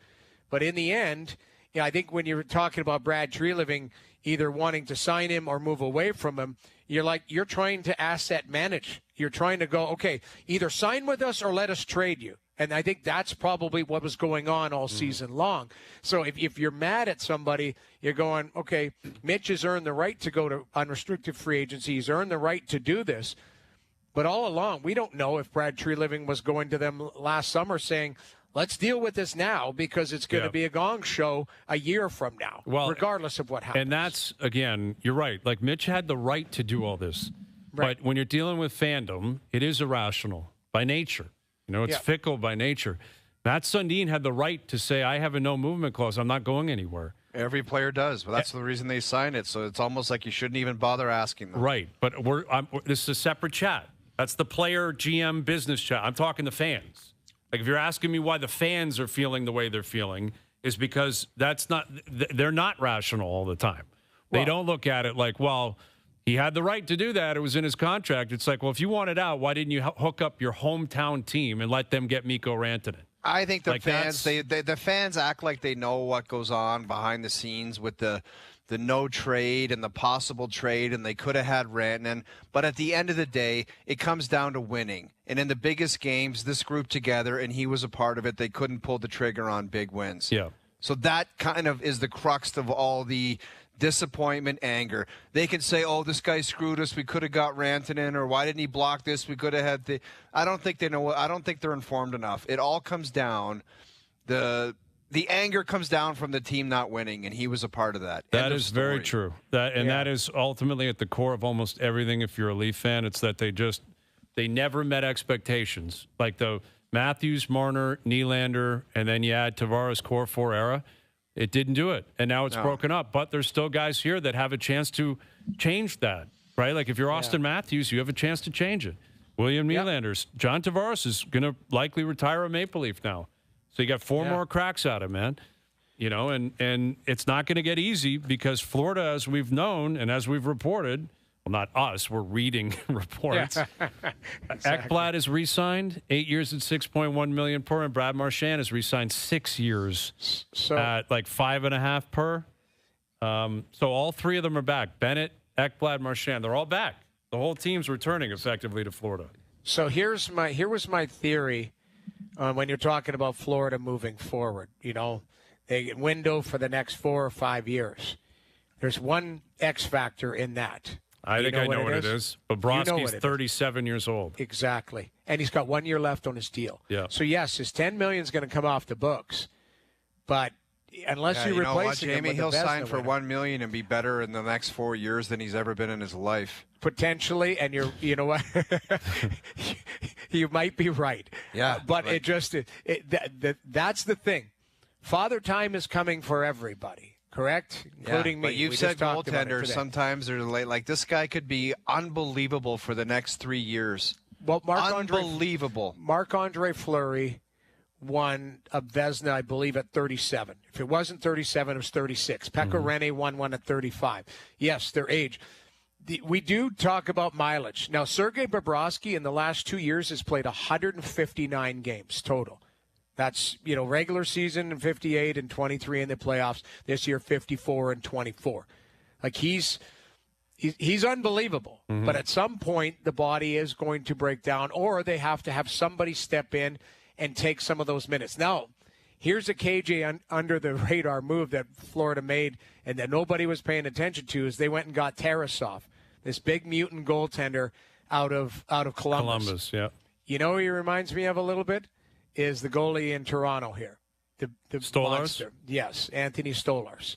Big and just learning his body, just all of that type of stuff. So he might be the heir apparent for Bobrovsky. But Florida's thinking ahead.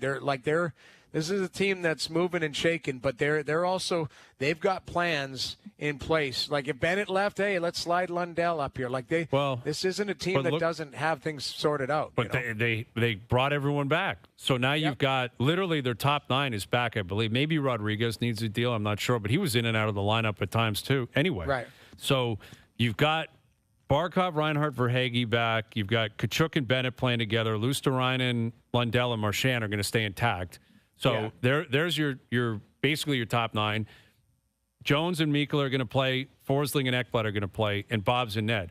Like, their top 9, their top 4, and their goaltender are back. The guts of it. Yeah. Yes. So that's a big part who's beating that team next year?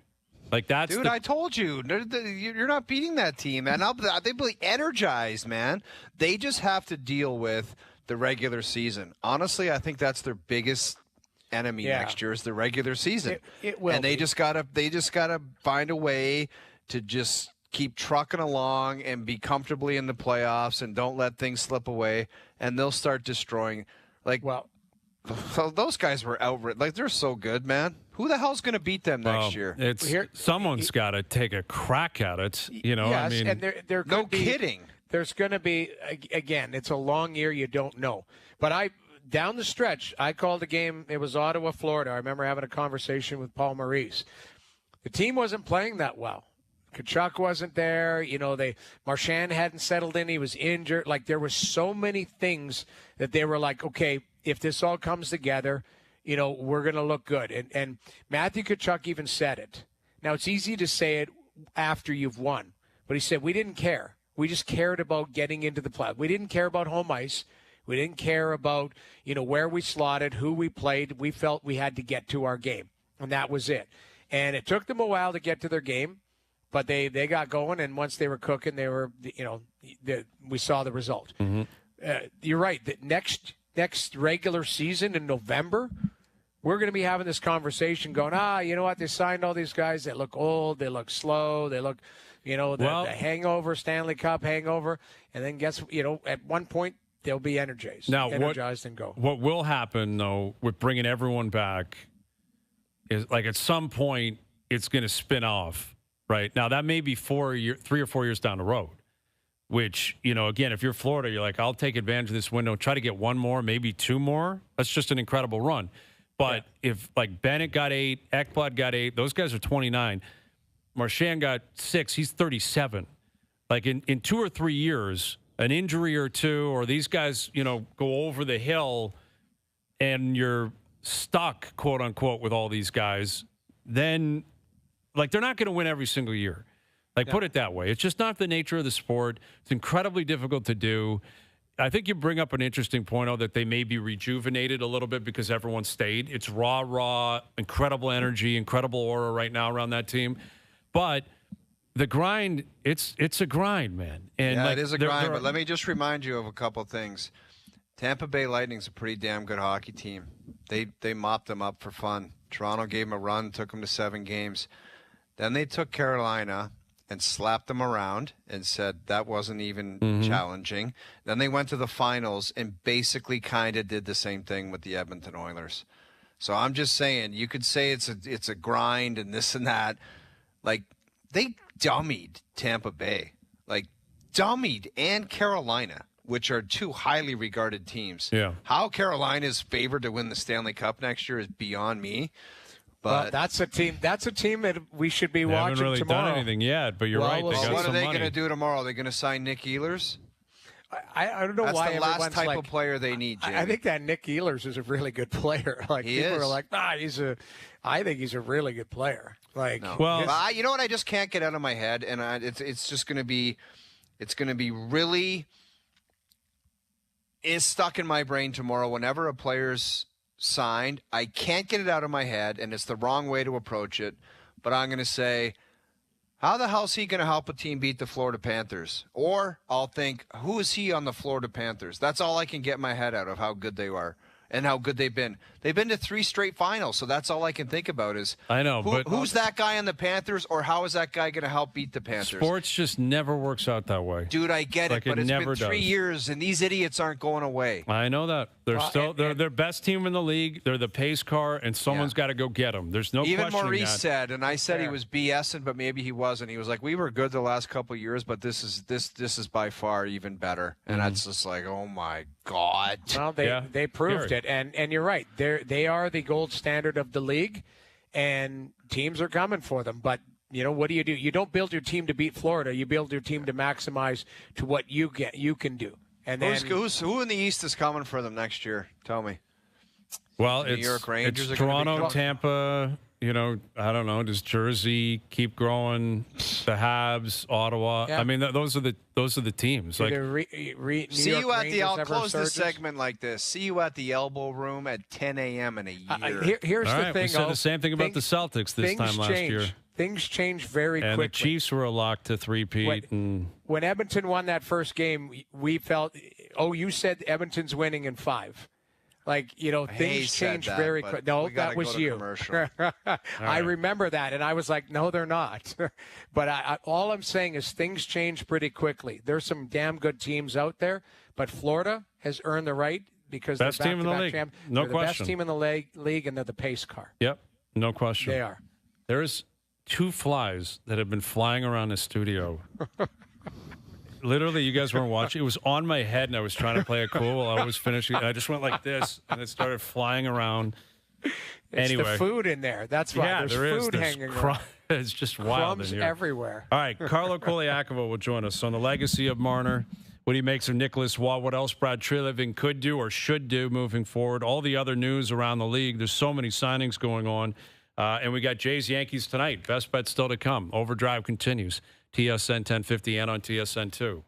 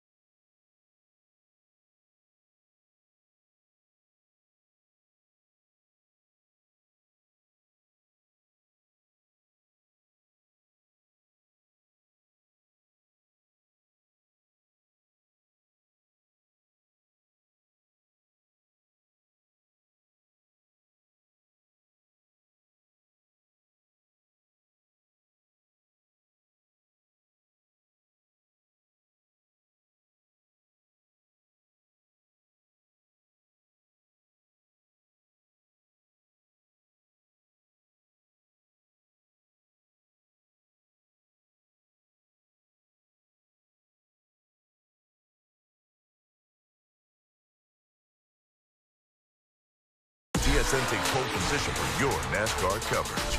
Unbelievable!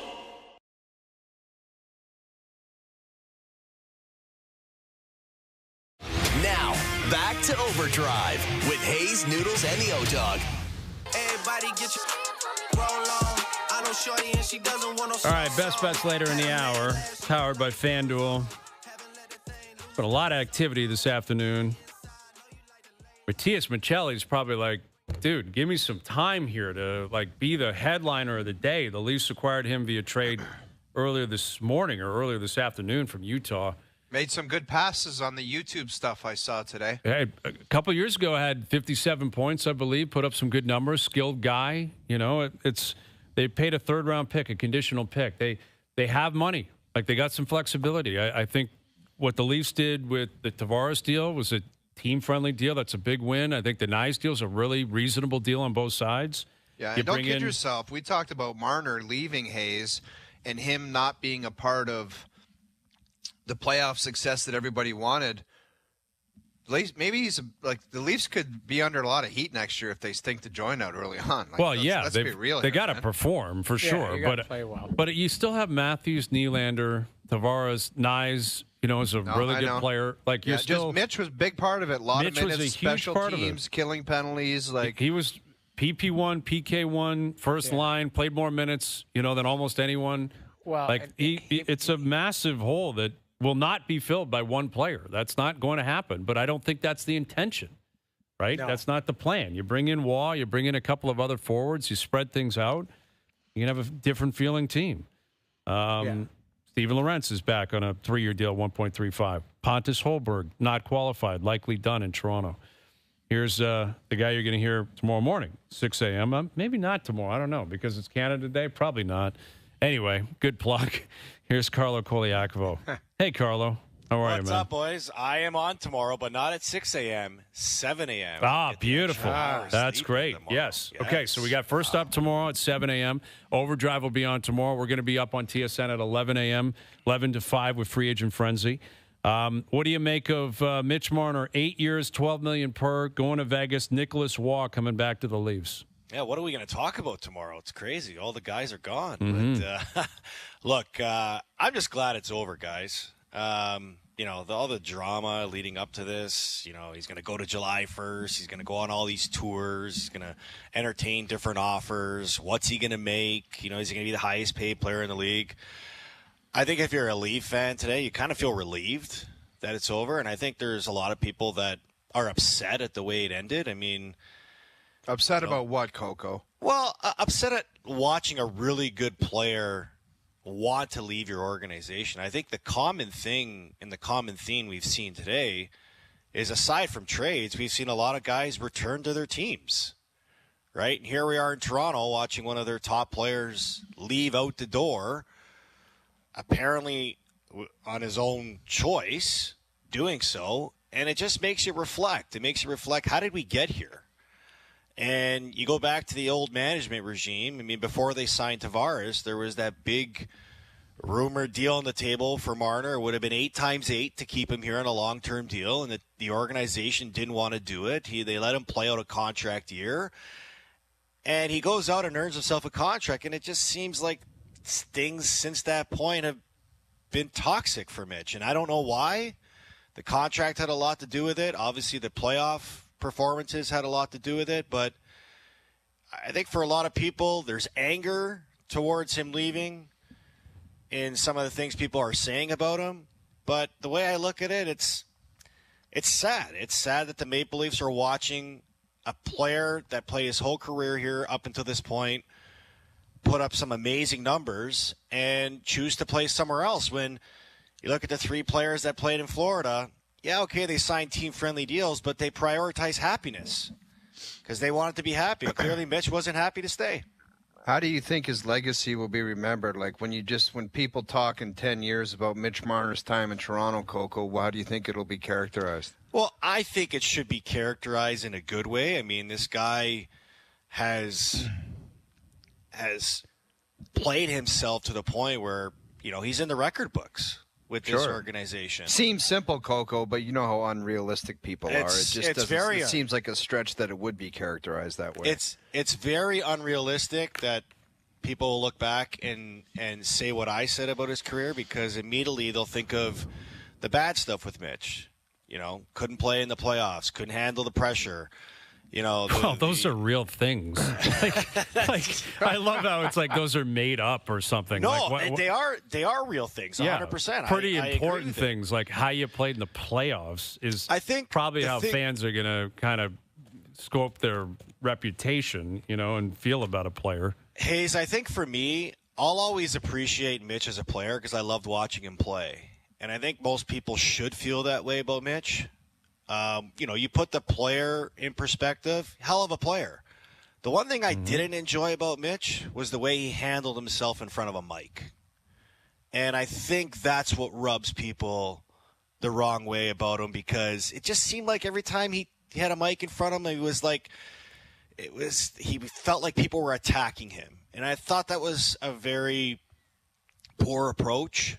But, you know, clearly he decided he wanted to be somewhere else. And this goes back to last year when, you know, there was the thought of moving him and Vegas was the place of choice. And now it's confirmed the place of choice.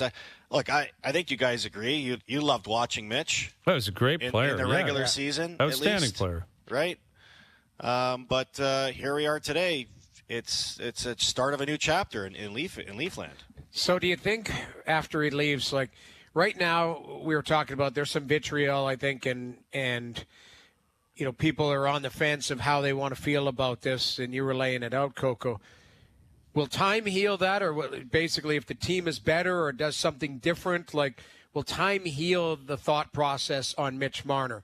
When people look back on his legacy 5-10 years from now and go, that guy was a hell of a player. A huge part of it, Noodles, is what happens in the future. I think so. I think in particular with the Leafs, right?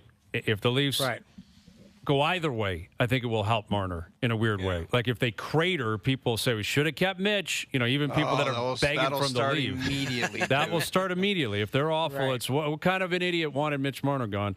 If they win, you know, the relief will be so crazy here that everything will just be washed away. It'll be whatever they want. It's amazing. Everyone's welcome back. Isn't the easiest way to compare that to look at the Raptors and Vince Carter? Mm-hmm. I mean, the Raptors win a championship and everybody wants to, you know, forgive Vince for what he did. If the Raptors didn't win a championship, would they feel the same way about Vince? I mean, they hung his jersey in the rafters a couple of years ago. And I think the same could be said about Mitch. I mean, I don't think he's going to get, you know, probably the ovation he believes, or most people believe he deserves when he comes back. I think it's going to be mean. Well, I think it could really be mean. Pretty mean. I think it could be pretty. Now, Toronto's not wired that way generally. But so it's not going to be. This is different, Hayes. I feel like this. Yeah, is but Coco, they'll be like boo in the first period. We hate you. And then by the third period, they'll be cheering every time he touches the puck. It's possible. I don't know what to predict in terms of his return. Now, I'm curious how Marner's future factors into the way people feel about it too. Like if he goes to Vegas and wins a Conn Smythe and is scoring Game 7 OT winners, and that's not going to help him here. In a weird way. People will say, where was that here? Exactly. Right. Like, and that won't matter to him. If he's doing it, he'll be like, I made the right choice. You know, like if you're Mitch Marner, all you're thinking is, I'm out. I'm as far away from Toronto as I can get. I want to go win and set myself up and move on with my life. You know, and that's what Marner's going to be thinking, I'm sure. But, you know, in Toronto, it's going to be much more complicated with him, and in large part because he's from here, and it just, And you're right. I think your sentiment off the top, Carlo, is very reasonable. Like, just it's in the best interest to just rip the Band-Aid off and move. Move on. Move on. It's over. It's a different era on both sides of it. And let's see what the Leafs can do from here. But, Hayes, back to what I said in the beginning, doesn't it sting even more watching all the players that are signing today with their own teams and say to yourself, I mean, Florida just found a way to keep the band together. Yeah, but like Karko, Marner why didn't should want this to surprise you? Yeah, why should this surprise you? He was never like, oh, let's run it back. We're going to win again. Like, this was a completely – everybody knew this was coming. So doesn't that say more about the relationship between Mitch and the team? But that's specific to them, though, because, like, I think it would be a bigger issue here if Tavares was like, I'm out of here, and Nyes was like, I'm begging for an offer sheet. Those two guys were dying to stay. Like this, Steven Lorentz, Lorentz, I don't know what kind of market he had, but he was dying to remain a Maple Leaf.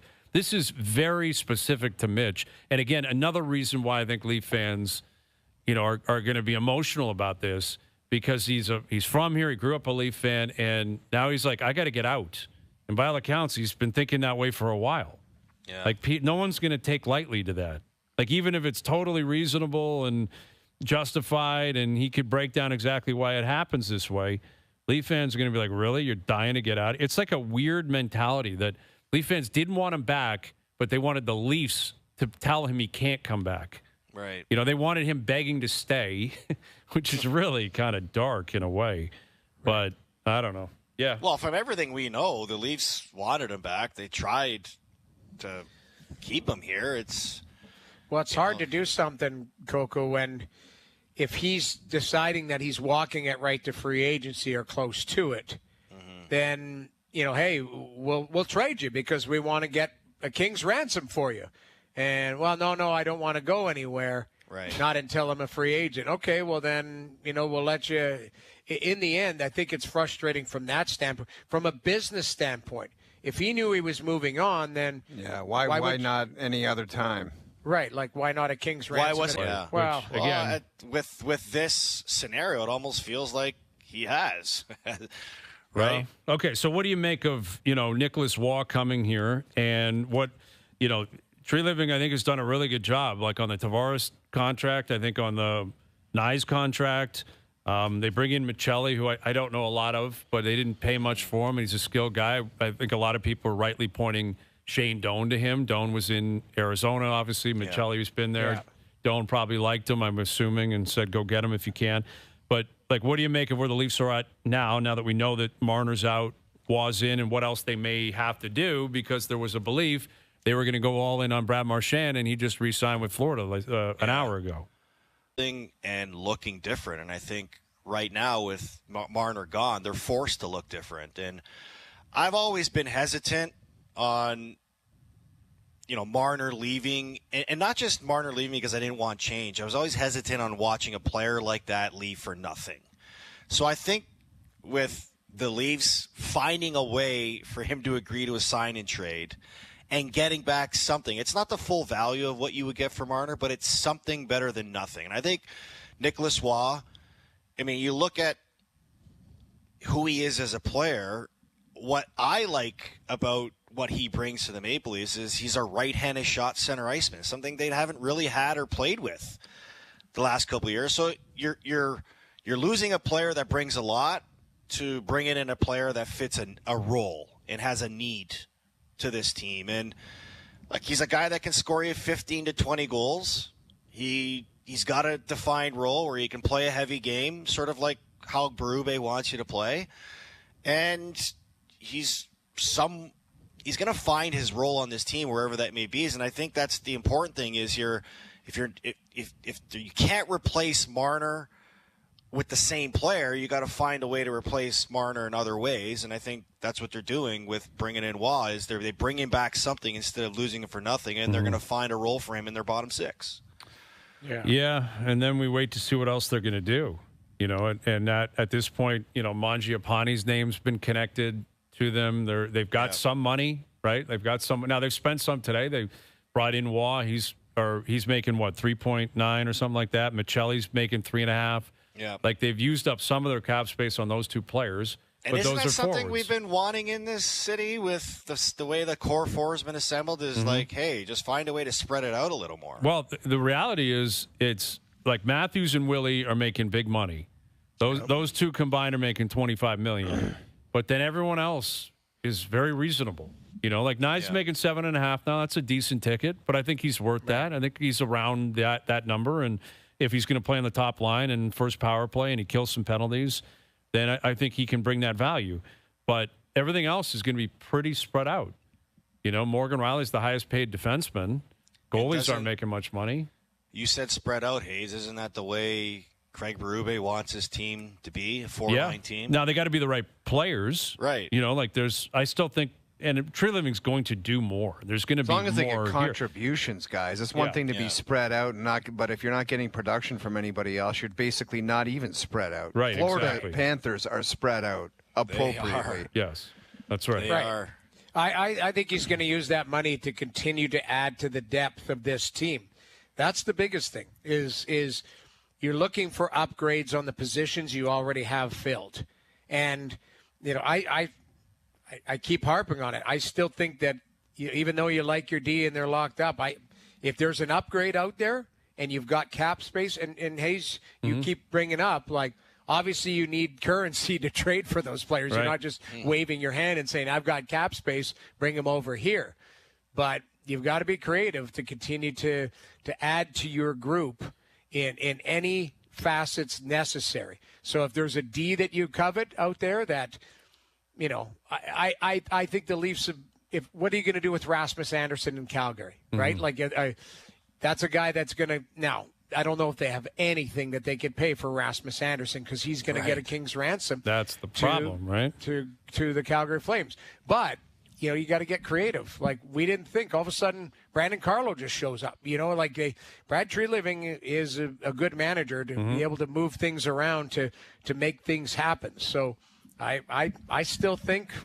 I'm curious what it's going to be, though. Like a defenseman, Right. okay, I'll grant you that, and I would agree with that. If you can improve there, go for it.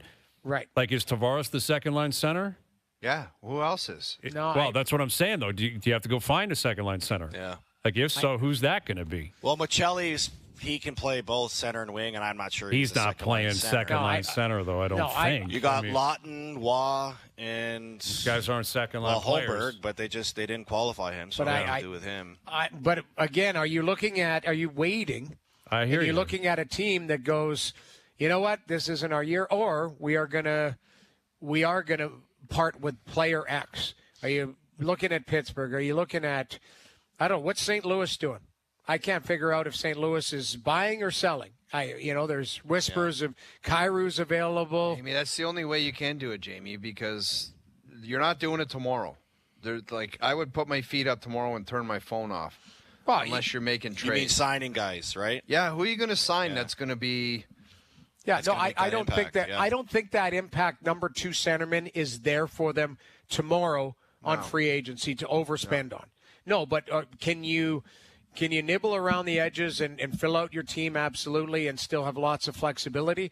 100%. And then you start digging in and drilling down on teams and going, okay, is player X available? But Again, I'm not going to throw names out there. I don't know why I've always had Braden Shen stuck in my head. I don't even think St. Louis would look at him. The Leafs were trying to get him by all accounts at the trade deadline, but exactly, they didn't waive, and they made the playoffs, and he had a great first round. Yeah, he's a really good player, but he's 33. That's another thing. Like, do you need some youth? Yeah. I know, we're all getting excited about July 1st and the Maple Leafs looking different and trying to build out the rest of the roster, but do you really think any of that matters if they've got to go through Florida again? Well, I mean, that's the thing, though. You can't just put your hand up and say we're done. Like, I hear what you're saying. I know. On but paper, it's like, they're not going to be as good as Florida. Like, the window looked like it was starting to open in the Atlantic Division. The Leafs win the division. Boston's going through a rebuild. Montreal got better over the weekend. Montreal got better. Yeah. And then you look at what moves you want to make, and you think to yourself, okay, but even though we make these moves, are we better, and can we beat Florida in the playoffs? Well, yeah. I mean, as of now, the answer is no, because the Leafs have not shown that they can do that. You got to play the season, but man, I can't believe they found a way to bring all 3 guys back. When Bill Zito said that after they won the championship, I was like, oh my God, this guy's actually going to do it, and he did it. I can't believe he did it. Yep, Marchand and Ekblad signing back in Florida today. Sam Bennett last week. All right, 7 a.m. First up. We'll catch you then. Thanks for doing this. Can't wait, boys. See you tomorrow. There he is, Carlo Koliakovo, and he'll be a big part of Free Agent Frenzy on TSN as well. And listen, the Habs, they acquire Noah Dobson, they're better. Claude Giroux back to Ottawa. Ottawa's going to do something. They're going to be active, I think. And yeah, you keep hearing. I mean, there's like the interesting part, and we can get into this when we come back, is the Nikolai Ehlers, the Brock Besters, and that they're going to add to an already good group. I don't know what that group is, like what that team is, but they're not going to have to come in as ones. They can come in as a second line right winger, that type of stuff. Like that's where the teams that are going to either overpay or acquire them tomorrow or in the next couple of days, that's where we'll see what Besser brings, because it's not going back to Vancouver. So it looks like he's going to have a fresh start. Maybe if he wants $8 or $9 million to go into Chicago, play with Bedard. Yep. But maybe not. Maybe it is. Maybe it is Ottawa that looks at him, or one of these teams that trying to get over the hump to the next level. All right, best bets coming up. Jays, Yankees tonight. Max Scherzer on the mound for the Jays. Overdrive continues. TSN 1050 and on TSN 2.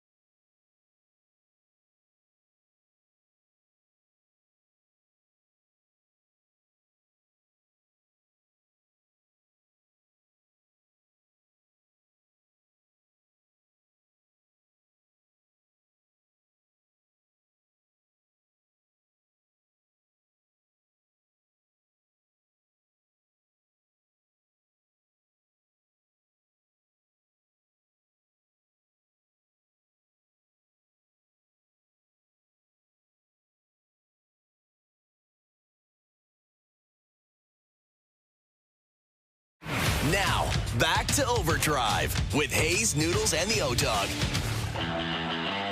All right, Best Bets powered by FanDuel. Make your picks and assemble a same-game parlay in seconds on the FanDuel Sportsbook app.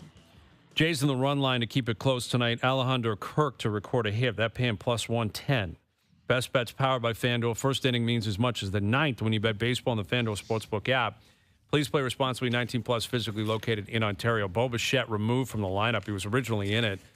Like he's got a knee discomfort. That's what they're calling it. So Bouchard's not playing tonight. You got Scherzer on the mound, his second start. What's he going to have? I don't know. But it's a big series. 4 against the Yankees at home. You're 3 back of the Yankees. Ross Atkins was speaking today and everything. You know, he's maybe out of bat. We'll see what happens. But he seems pretty happy with his team, and I think he probably should be. Scherzer's second go-around tonight? Yeah. Let's see what the... Are you worried a bit? I don't know. I mean, I'm worried about the Yankees. Like, the Yankees are obviously a very good team. And Judge hit is 30. They have not. Well, they've allowed Tampa to catch them and the Blue Jays to catch them, but they're still the Yankees and Judge exactly. I don't know. Scherzer, I guess give me the same outing you gave me 5 days ago. I can live with that. Yeah. He looked pretty good. 5 innings. Like you need him to go deep. You can't have your starter blow up in the first game of a 4-game series like this. They're in the midst of playing a lot of baseball here, so. You need him to give you innings tonight, ideally matched with production. But, yeah, we'll see what comes of it. Jays, Yankees tonight. And, today's been crazy in the NHL, man. There were so many different things. We never got into a lot of the NBA stuff. Masai Ujiri, we didn't get to that on Friday. We were going to talk about it today. MLSE and what they're doing in the future. Your boy Aldrich, what is it, Poltgeter or whatever? Potgeter. He ended up winning the Rocket Classic in Detroit. Yeah. There was a lot that came out of the weekend that we just didn't get to. But couldn't. There's too much news. That's what it was. Sign and trade Marner, Florida bringing everyone back. Bouchard got signed. It was just a crazy day. And let me just say this. I wish Mitch Marner nothing but the best. Like, I'm not the guy that's just like, I don't need to sling I had a great time looking over all of his clips and covering him on the panels. I wish him nothing but the best. Yeah. All right. Yeah, there you go. Good for him. Good for you. Money. Everyone, wish everyone. You don't echo that sentiment? Sure. Yes. Go ahead. Have a great career in Vegas. Yeah.